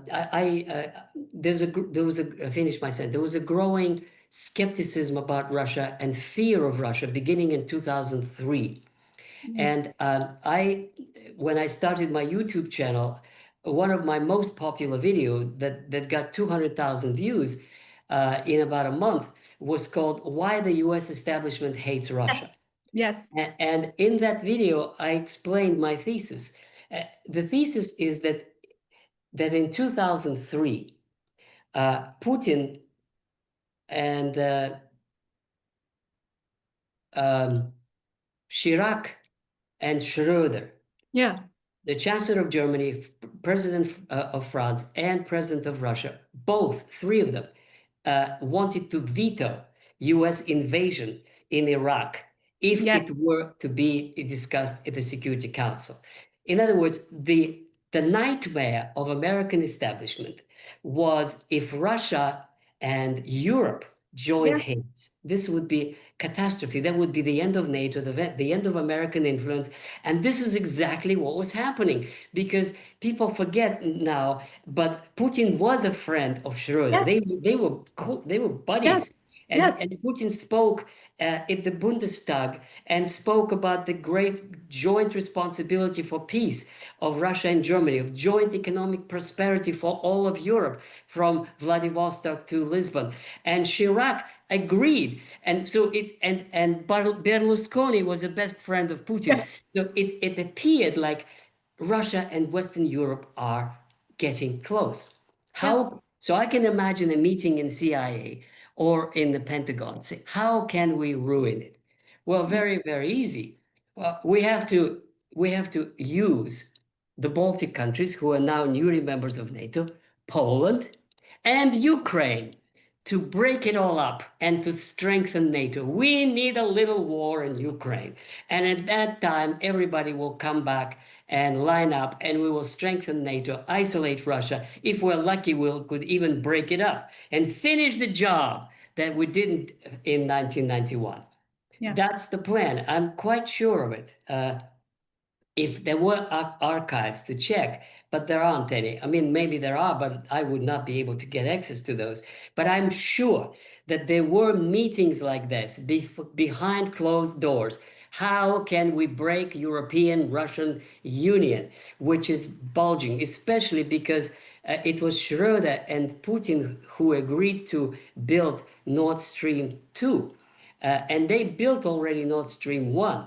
And so it looked like a mutually beneficial relationship for Russia and Germany, and mutual interdependence. And the Americans hated it. They wanted to break it up, and they found a way to break it up.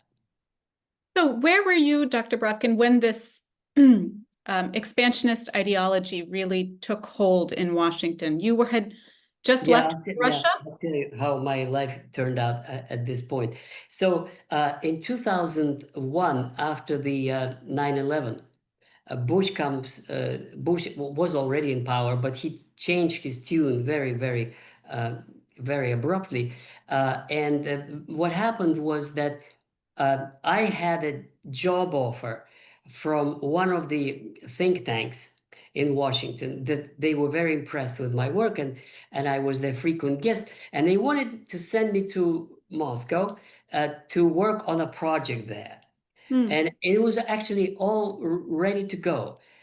But then right after 9/11, I got a message that everything stopped. The priorities changed. And all kinds of projects that were in Russia were closed, finished, no more. And so this was canceled as well. But the point is that Bush was beginning with his war on Afghanistan, and then they prepared the war on Iraq, and this is when things began to unravel. But my situation was that once this job fell through, I went to an agency that has grants and opportunities for all over the world, and I asked them, "Do you have something for Russia?" Because I already was thinking of going there. And they said, "Yeah, we do. It's not much money, but you could teach in Russia as an American exchange program."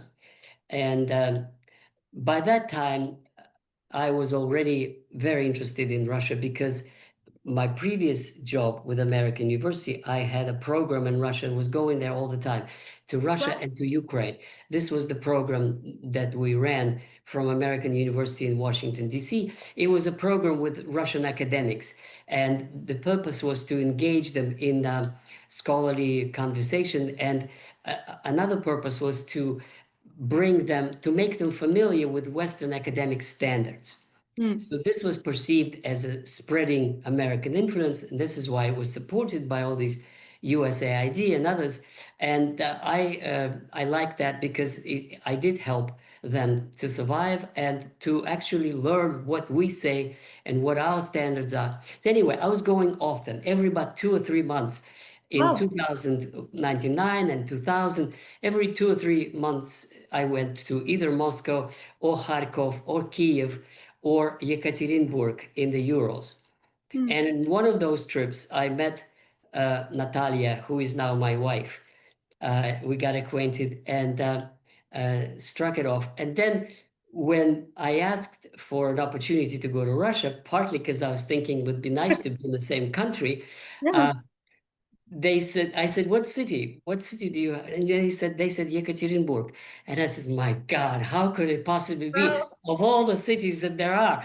It's such an incredible coincidence. And I said, that's the one I want to go to for any price. So they gave me this 1 year stipend. It was only $500 a month. My salary was 3,000 a month. So it was like a big cut. Yeah. But what wouldn't you do to be with a loved Love is one? worth it. Yeah. I'd go for free if I could. Yeah, You would pay if you needed to. yeah. Uh, So I went to teach in the Urals University, yeah. and the first year was this stipend, and then I wanted to stay because I really wanted to continue, and I talked to the rector, which is president of the university, and he said, "We'll love you. Of course, we'd love you to stay. We'll pay you as much." And so they made an invitation that I'll be a guest professor, and we stayed for 5 years. For 5 years, Oh. to 2005, we stayed we got married, we had a child, and we stayed 2001 and 3 and 4 and 5. In 2005, we came back to the States. And what was it like teaching there compared to teaching in US universities, Dr. Brovkin? What culturally, how was it different? In terms of freedom of expression, how was it different? Just Yeah, I taught exactly the same way as it was in the United States. It was in English. okay. So this is one of the perks uh, that was completely in English, everything, the curriculum. And the only thing that changed that when I was in America, I taught Soviet history and Soviet society, but there I taught American society. Yeah. So it was a course on American history and American society, and they were so interested. They really loved me, and I loved them. I always had good relations with students Yeah. because they always were very, very good at me. I always was popular in Harvard and elsewhere, but there I was their idol. They really loved me. They still write to me. Like, Wow. yeah, some of them still said, Never will forget your course of the lectures I took, and etc." So I taught in English, and they were very curious, very enthusiastic, and uh, the faculty also, they were very friendly. But I could see that I was an outsider for them. Yes. I never got involved in their internal disputes and things. Sure.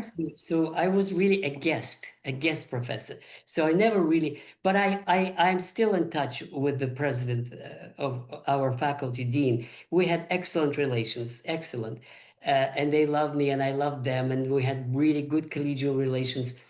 Now, it doesn't mean that they, between themselves, had everything smooth. I'm sure that there were some conflicts and there was a lot of discontent of low wages because the universities were still underpaid in the early, it began to improve in the early 2000s, but still there was a lot of misery. They would teach different courses and work on the side and all kinds of things. But on the whole, it was a very happy time. Very And happy. if you had to characterize how people, the level of optimism for future American-Russian relations at that time, what would you say? Were people hopeful or starting to get a little bit disillusioned and discouraged? No, no, it was still full of hope. Because, for example, the dean of my department, he was doing Italian culture and Italian language, and he established some contacts with Italian universities, and he even had like the affiliate. Uh, the Italians were in the Urals University, and they had one in Italy where Oh, they would exchange students, and then they harmonized the degrees so that their degree would be equivalent to the Italian. There were excellent relations, maybe because of Berlusconi as Putin, but had really, really good, all kinds of programs. And with the European Union, they had all kinds of programs. And Russia adopted European standards in mm, degrees. What's a master degree? What's a bachelor's degree? So at that time, there was full course that Russia is Europe and there would be good relations, integrating Europe into one cultural zone. This was still on in 2002 and 3 and 4 by the time I left in 2005. Yeah. and you left and came back to, We came back to the United States, to Florida, which is oh, where my mother was and our house is. And one of the reasons was that we had a son and he needed some medical issues.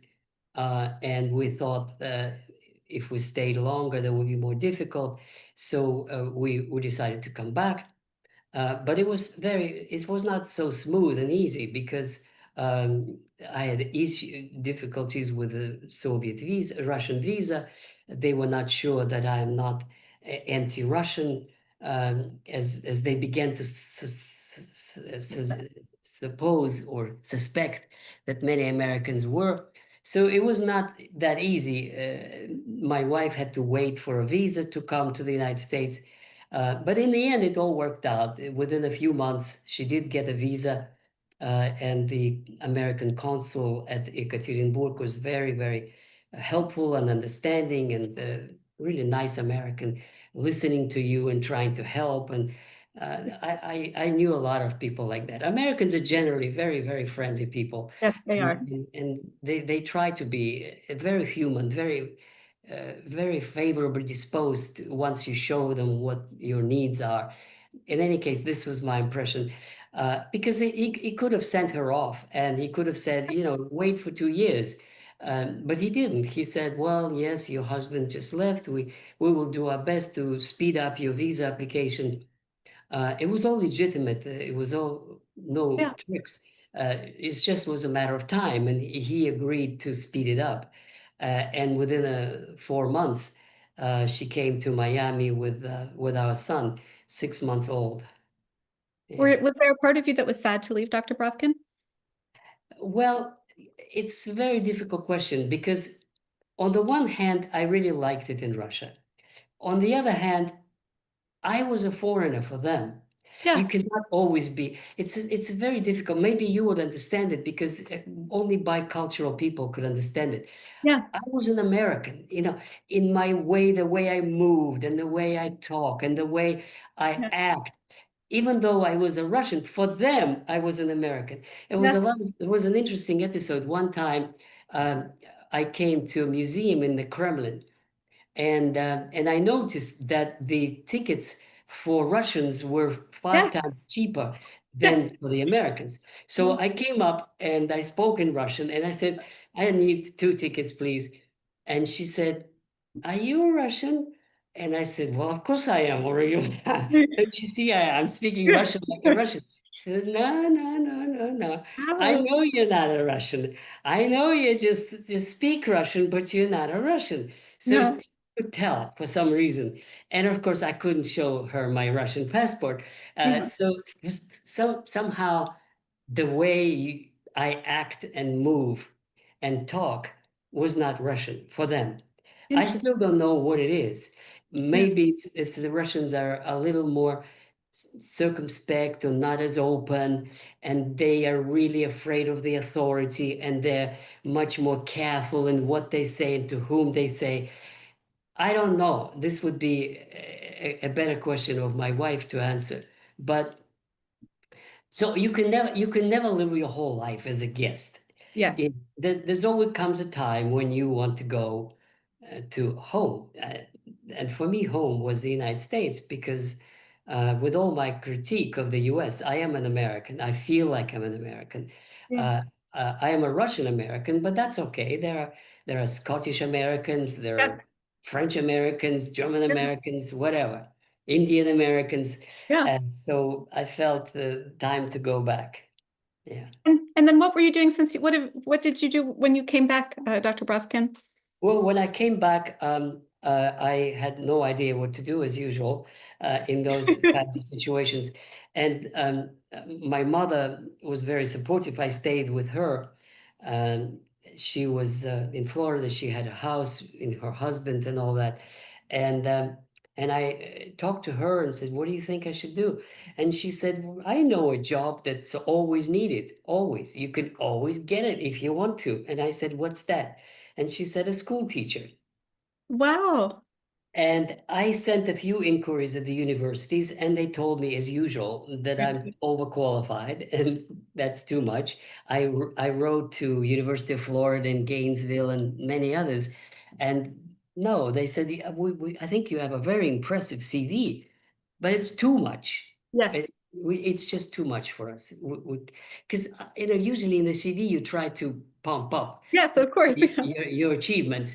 And I would write, that I was associate professor at Harvard and an editor-in-chief and a consultant to CIA and FBI. And I gave a presentation at the US Banking Committee of Yeah. US Congress. And no, that's too much. Yeah. They just, no, thank you. No, we don't need it. No. Yeah, I got a job at the school in high school in Houston. It was a Jewish school. I don't know whether it played a role that I at one point uh, was of Jewish origin, but maybe it did, maybe I didn't, I don't know. But they gave me a job and I started teaching in a high school. And then a year late, 2 years later, at one of the conferences, I met um, another person who was a director of a Jewish school in Miami. And he told me that they would give me even better conditions if I could come to them. And I did. And so then I spent 2 years in 2 years in Houston, 2 years in Miami. And then this is like it always happens in my life. One day you get a phone call that you never expected. It was the same thing with pipes and same thing with Cohen. So one day I got a phone call, and it was a person who introduced himself. He's a director of an American school in Marrakesh, Morocco, Wow. and he's hiring a new team, and he read my dossier, which is posted at the job seeking website company that the company that helps teachers find jobs. And they have a data bank, and any directors who are looking for somebody, they could first look through what's available. And Uh-huh. I was available. Anyway, so he said, "Would you accept our offer to come to Marrakesh?" And I thought, wow, this is so This is different. exotic, so Yeah. unusual, Yeah. so interesting. My God, it would be so exciting to go for a year. I thought for a year. Well, we wound up staying 10. Wow. Oh, I didn't know that. It was that long. Yeah, 10 years from 2009 to 2019. And again, we loved it. It was a fantastic experience. Yeah. And again, students loved me. They keep writing to me to the present day. And I like them. They were all bilingual. I was very impressed with them. They all spoke the native dialect of Arabic plus French, which is their standard language. Some of their parents spoke French at home to them because Yeah. it is a French-speaking country, and English. So it was like at school, I spoke English. In the streets, in the shops, you speak French. And Yeah. at home, we speak Russian. So it was like a trilingual family. And of course, our son picked up all of those, Wow. which was nice. Yeah. So tell me, the Moroccan students in your school, where did they What was their understanding of US and Russia, two countries that they Uh, weren't intimately familiar with either? Well, their view was very interesting because, first of all, they were all from really well-to-do families. Their Okay, parents were lawyers and doctors and businessmen, and some of them had like a country house in Marbella in the I south see. of Spain, I and see. they were really the ruling class, the elite. Okay. One of my students actually was from a royal family. Yeah, Okay. and his mother was a queen. Uh, Well, yeah, and she was a queen of Morocco, not she was a mother, not the wife of a queen yes. of the king. Anyway, so it was total aristocracy, and for them it was a very interesting perspective. Russia was like France; it was no different. It was just another European country, uh, Interesting. and some of them actually went to study to Russia. So they would go and they would choose which European country they go to. Most of them went to England, actually, to UK. Some went to the United States, but some went to Germany, if there was a German connection, and some even to Russia. There was one guy who went to Hong Kong. But mostly it was the idea was at this American school with American curriculum that they would go and get their education in the West. And what I once said when I was a little bit relaxed, I said that if I were a king, I would shut it down, this school, because it's a brain drain. Yeah. Because the brightest people would go and then they would stay. They would get job offers in England, and there was a couple of girls that I'm still in touch with, and they have made careers in London. Uh, and um, and then one guy is still writing to me. He's in some business executive in America. So it's a loss for Morocco. Yeah. And they don't come back. And in a sense, that's not good. I mean, for the benefit of Morocco, it would have been better if they came back and started their companies in Morocco rather than in Europe. But that's their choice. That's not for me to decide. But I had a very good time, and for them, it didn't make any difference that I had a Russian background. For them, I was an American professor, I see. and the longer I stayed there, the more I discovered I had weight in terms of decision making in the school.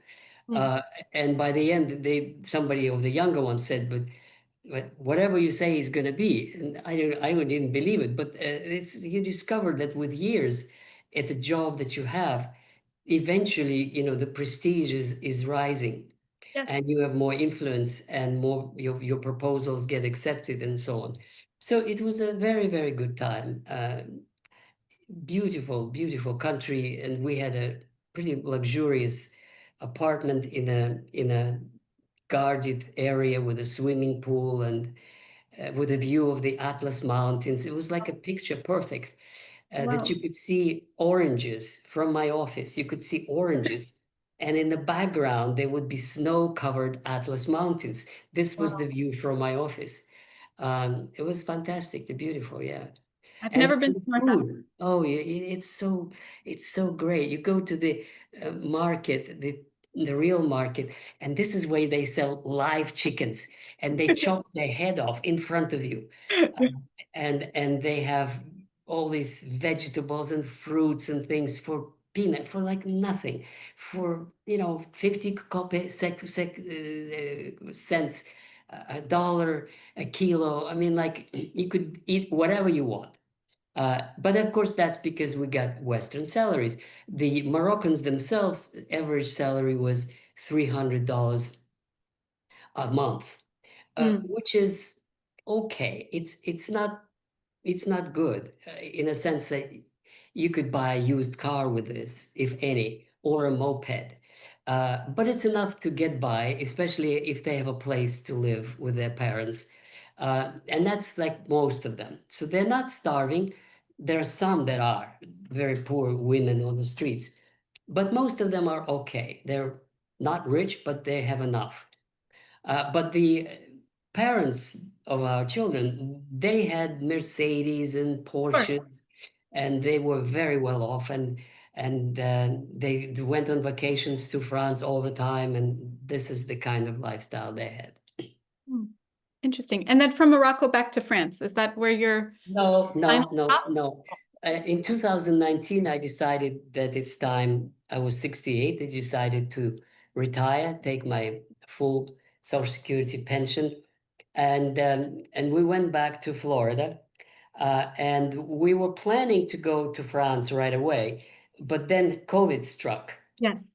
and we got stuck for 2 or 3 years. It was in Florida, which is okay. We had a taste of American life one more time. Now that I had more time on my hands, and yeah, it was very. I like it, even though it was. We watched all the time how many cases in Florida. Wore our masks and things. But Florida is, you go to the beach, you go to the park. The weather is beautiful. It's a good place to be, and we enjoyed it very much. Yeah. My son went to school, to high school, and this is what actually determined the future in many ways, because if we had gone to France immediately, then he would have continued high school in a French school, and Yeah. then most likely we would have stayed in France. But Yeah. since his high school was in America, he really developed more of a feeling belonging to America. And that is why when we actually did go to France, he went to French lycée and all that, but he didn't feel comfortable with French people, French young people. He gravitated to the English-speaking ones in his lycée. And his best friend became the one he spoke English, although the guy was half French, half German. Anyway, in other words, it was too late. Mm. Uh, for a child to get used to a new country would be very, very fast if it was either primary school or middle school. High school is too late. They already formed their connections and their ideas. And so in the end, he chose to go back to the United States from France. But in 2022, we came to France, and we bought a house where we live now, where I am now. And it's a very enjoyable life too. It's a lot more expensive than Morocco, Yeah. which takes some time to get used to. Much, much more. It's like 10 times more in some things. But still, French life has its rewards. It's a beautiful country. It's a beautiful scenery, and the sceneries I love a lot. Outside of our house, you walk, and there are vineyards and chateaus. Within 10 minutes, maybe a dozen chateaus Wow. where you could go dégustation de vin, which is wine tasting, Yeah. and there's a sea, a coast with a beach about half an hour away, and there are Pyrenees Mountains about an hour and a half away. So it's a fun life. It's pleasant, although it would have been very difficult if it wasn't for internet, for online communications, Yes. for kind of a virtual community Yeah. of friends and supporters. It Yeah. would have been very, very lonely. But given that, it's now all possible. And in fact, I'm so busy that my wife is complaining that I love YouTube more than her. Well, I would like to be sensitive of your time, Dr. Brovkin. I know it's No, that's dinner okay. time there, but there's a couple questions I would love to ask you. Yes, I've so enjoyed hearing your biographical background, but I would love to get back to some philosophical questions. yes, I think yes, I yes, sent yes. some of these to you. Yes. Why do we study history, and why should we study history?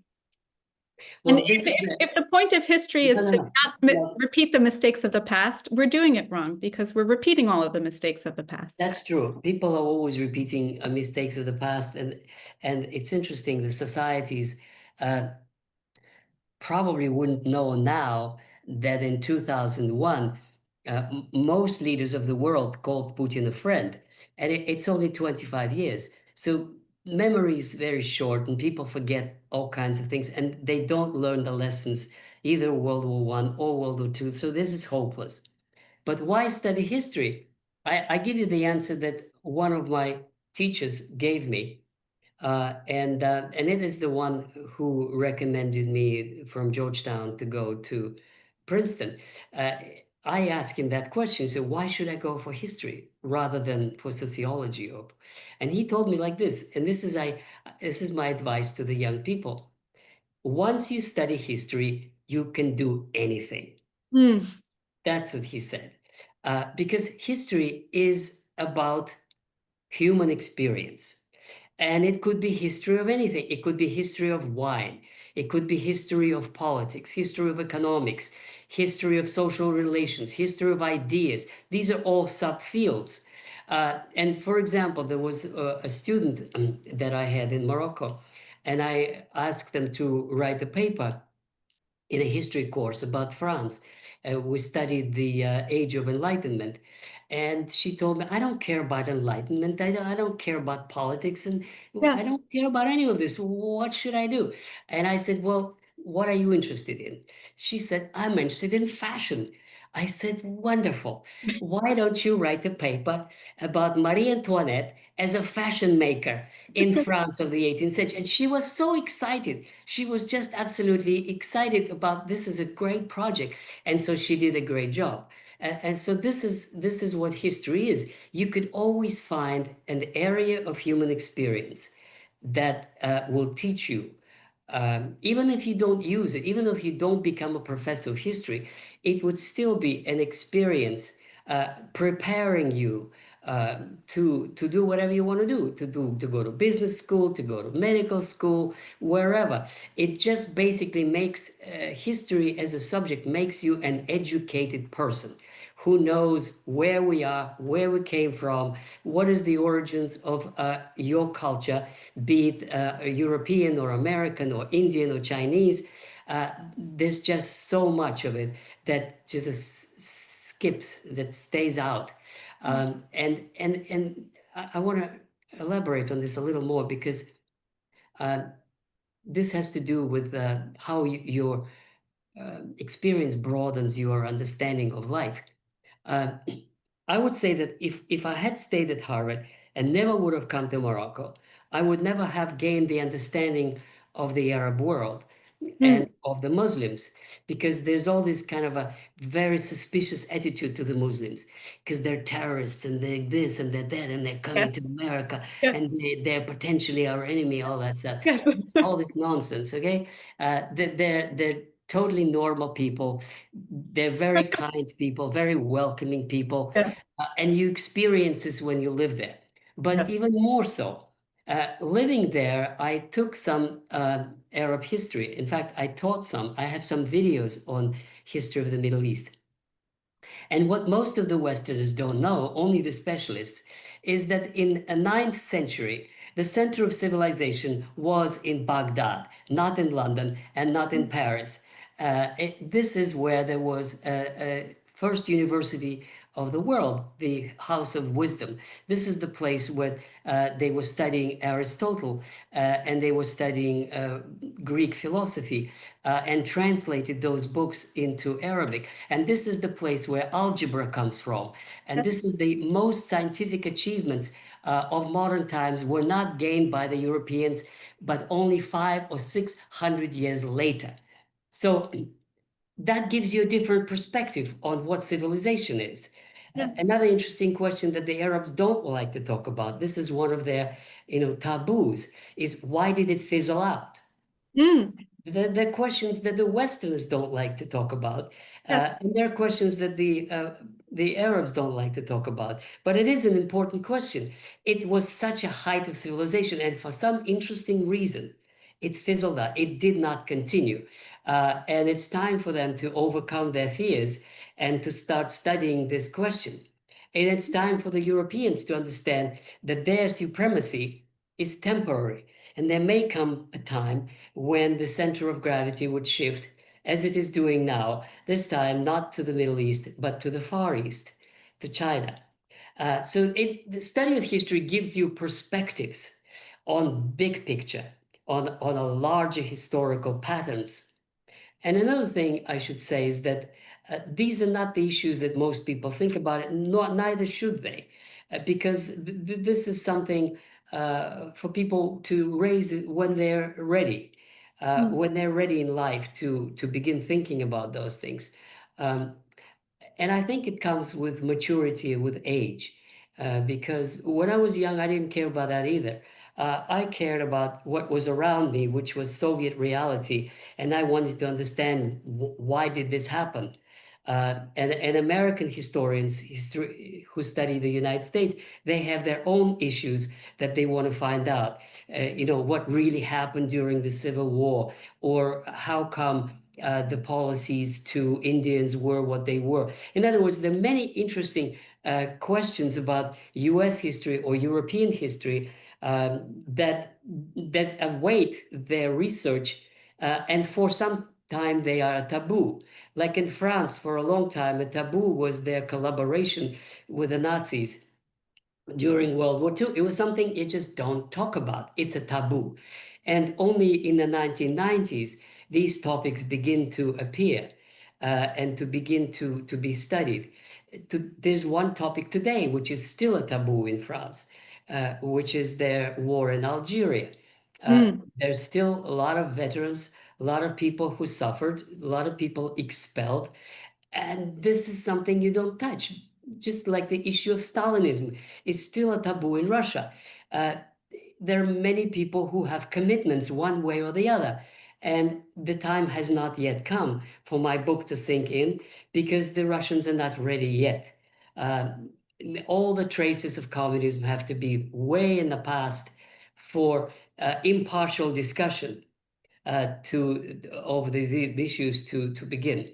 So that's why I gave you all these examples of various countries and cultures, that history is at the very, very nerve center of their identity and of their experience. In order to answer a question, who are you? You have to study history. And what is the best way of studying history? The best way of studying history is to make it relevant to your life today.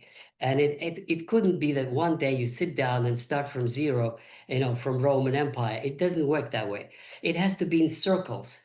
As it is in school. First, you study US history, and then you broaden out. Yes, the US history is fine, but most of us are either European or African. So you go to that. You study European history of your origins, because that's get closest to your heart. And then you begin to broaden it and broaden it. And then, when you think you're an educated person, you want to understand something. For example, if your business is with China, well, take a course on Chinese history. Then it will be relevant for you. Then you'll understand the Chinese mentality. Or if you want to go to Dubai and you have a business in the Middle East, take Middle Eastern history. If you want to understand Iran, you really must understand who the Shia are. And it's interesting, like I had a video in my YouTube channel recently about Iran-Israel conflict. And in this presentation, I made a short outline of the Shia values. And I do believe it's important because it really defines the way Iranians look at themselves, at the world. And I think it's important because that's how they think. Now, one of the commentators said, "Oh, why are you wasting all this time on this Shiite BS?"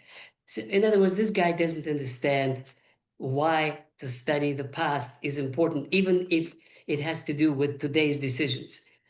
With today's understanding. And moreover, you could continue along about everybody. Why the Israelis act the way they do now. It is also with their history. It has to do with the trauma of the Holocaust, even though they're doing horrible things now, but it is partly very much related. And how it is related, you have to study Freud, and you have to study psychology and psychoanalysis in order to understand the connections between the way people as a group act and the collective experience of these people in the past. Interesting. So, Dr. Brovkin, in academia, there's often a chasm between what we want to study and what gets funded or what we are afforded the opportunity to study. So what would your advice be to young scholars today? Because I think we exist in a very different academic milieu than perhaps you did in the 1970s. Well, it's very easy. You basically have to formulate what you're interested in, and that's not easy because you have to find the question and then relate that question to what interests the person who gives you the money. And that means to the foundations. So you have to study there. You have to really take it as a research project. You have to study what they funded in the past. That gives you an idea what their interests are. Then you read their mission statement, and there are different foundations and different projects. So that you kind of have to make a very clear idea what potentially could be in their interest that is relevant to what you want to study. Well, I give you an example. In 1998, this was right after Harvard, and I had no job, and I was looking for grants to various places, and I did this kind of research I'm talking about. You go through there now; it's online, but in those days you had to go to various libraries. They would have lists of foundations and their programs and blah blah blah, and there were specialists who would find it for you if you pay them and all kinds of stuff. Anyway, so I found that NATO, North Atlantic Treaty Organization, had a project Mm. which they would fund. And the project was the attitudes towards NATO in Russia. Hmm. And I said, oh, I can do that. I just needed the money. Uh, but I knew I could do it easily because I know Russia, and I could easily make a good research project on their attitudes to Russia. So they gave me a very small grant, which was enough for me to live a year. Because if you live carefully, you can stretch a small amount of money Yeah. on a long piece of time. Uh, and I wrote an article under that title, and then it was published later. Uh, Tell me who you are, and tell me who your friends are, and I'll tell you who you are. Russian Hmm. attitudes to not NATO. And so Wow. I described who was for, who was against, and why, and how it's related to their past and their political views and all that. So that's what you need to do. You have to identify, even if it's not contemporary, but still an issue could be related to to what the foundations want, and it would be honest. It would be something that, and even if your conclusions are not what they want, that's okay. They don't care. Hmm. The only thing they care is that you're not cheating, that you're really using the money for the research project. So there has to be documentation of your travels. And I have huge experience about this. I once got a grant from Social Science Research Council to do 3 years in a row, 3 months in Amsterdam, to do research on the Socialist International. And I couldn't care less about Socialist International, but I tied my program with Russian socialism and the Mensheviks and the socialist revolutionaries, and this is where the archives are. And so I wrote the proposal. I was really good at writing proposals, and then they accepted it, and I got funding for 3 years in a row, go to Amsterdam and do the research in the archives. Great. So, Dr. Brovkin, I'm not a historian, but I think my love of history has an interest has only grown the older I've gotten because I'm becoming more interested in peace. And so I'd like to understand, is peace just the absence of war, or do you think it's something bigger than that? It's bigger than that. Yes, it's much bigger than that. Um, Peace is very hard to find, like in your soul. You worry Yeah. about things. That means you have no peace. When the religious people they say that you find peace when you understand your connection with God. That's the religious people. But on a more common level or among countries, peace is not only the absence of fear, when nobody threatens you, when you just like a person, when you expect that there'll be a thief and a murderer and a rapist around the corner, then you behave differently than when you're at peace and you know you're safe and you know you can relax and you can stand in the streets and kiss and nobody cares. That's peace among nations comes, you have to build it. It doesn't come overnight. It's something that is a project that takes years to build. But I think this is what people should, leaders of the world should see their mission in building peace, because we have only one planet and nobody wants really to blow it up because somebody will get an extra piece of real estate or an extra contract or somebody's ego would feel satisfied. I think, in a way, I like very much what Schröder and Putin said in the Bundestag, and I would include all others in it, all leaders of the world. We have a responsibility to keep this planet from blowing up. Yeah. This is what we need to do, and that means taking steps towards building peace. This is why I was so enthusiastic at first about Trump, who said he was going to be the peacemaker, who course. said that he's going to overcome conflicts, and that's his mission. You tend to believe it. Why shouldn't I believe it? Maybe he means it. Why shouldn't he mean it? And I still hope he means it. I still haven't lost complete hope, despite his recent rhetoric. But I think that's honorable. This is honorable to try to find peace. And on another topic, I think that Netanyahu is leading Israel to destruction, because the only time the Jewish people will know peace is when the Arabs know peace. The only way for Israel to survive is to build peace, not war. You have to make it possible to survive and to live together in one neighborhood.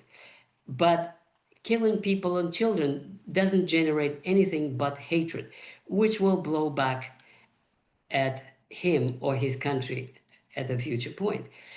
So the worst thing people can do is sow hatred and rivalry.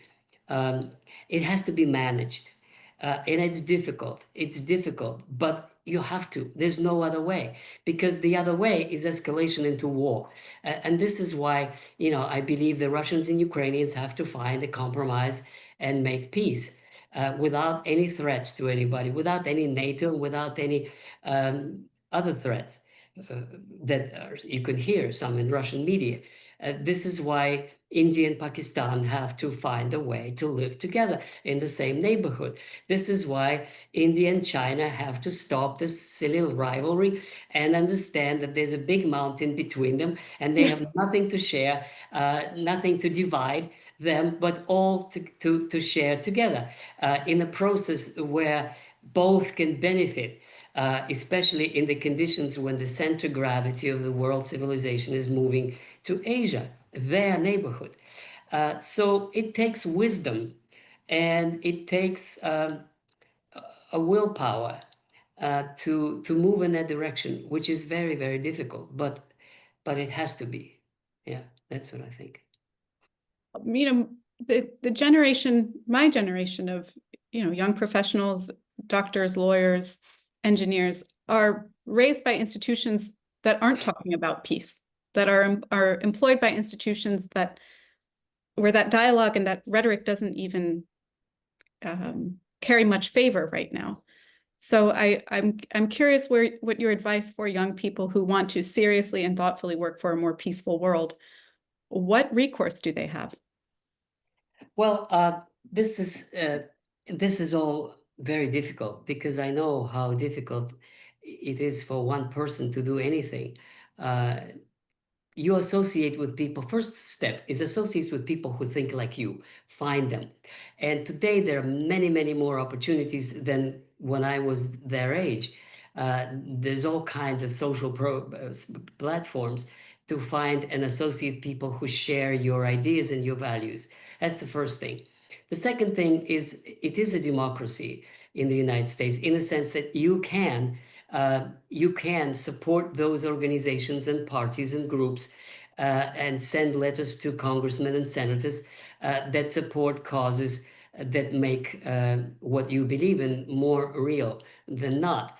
Um, there are all kinds of open legal ways to promote the agenda of peace in a variety of ways, obviously nonviolent ones.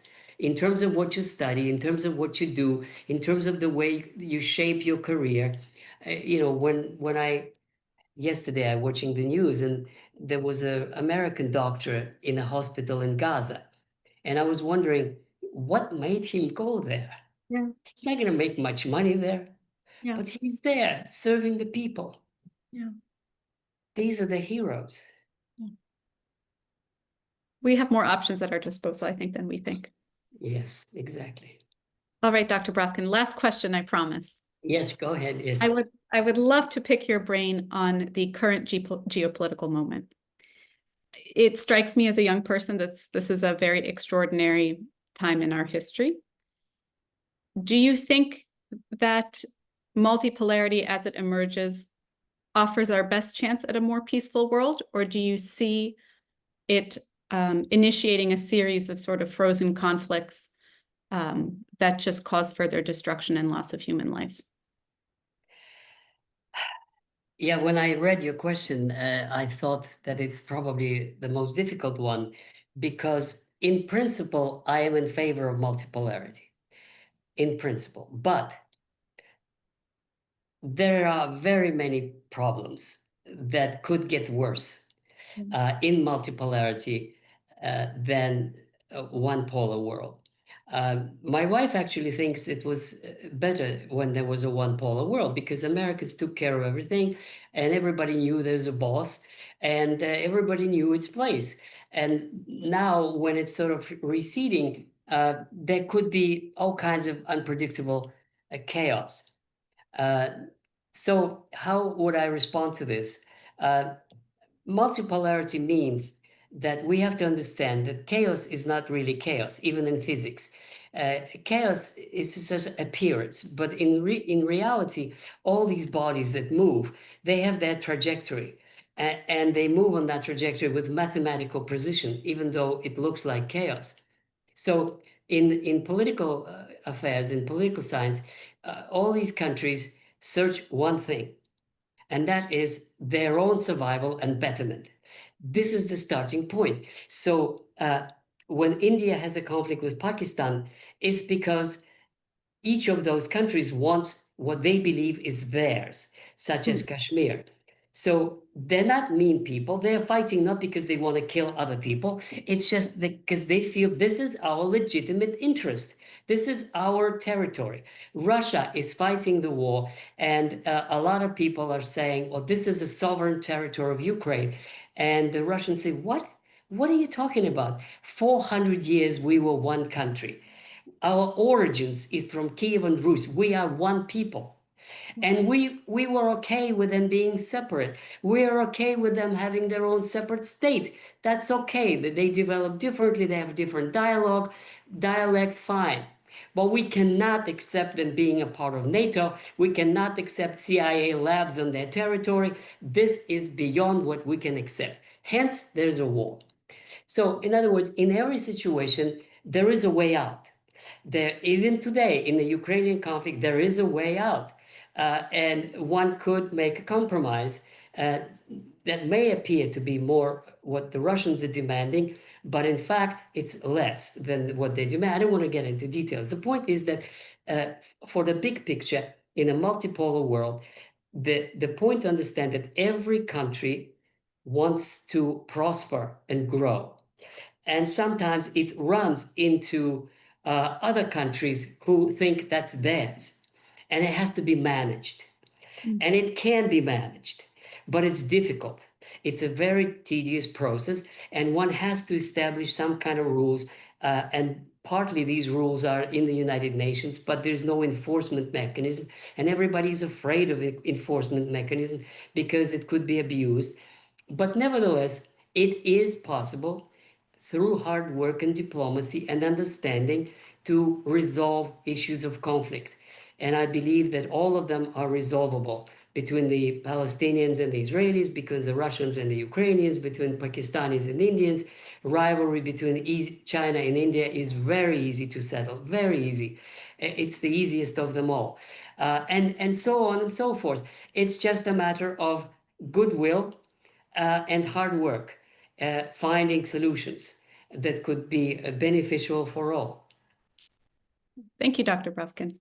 Is there anything before I let you go? Is there anything that you think I should have touched on that I haven't, or any question you wish I had asked you? No, I think it's amazing that you've asked all these questions. Many of them I haven't thought of for years and years, and now I had to verbalize those. So yes, it's great. Thank you. Yeah. Of course. Well, I can't tell you how much I enjoyed this conversation. You have given me so much to think about, and my friends and family will definitely appreciate this, listening to Thank this you. as well. Yeah. Okay. All right, Dr. Brovkin, you take All good right. care of yourself. Okay. Thank you. I wish you and your family all the very best. You too. Bye-bye. Bye-bye.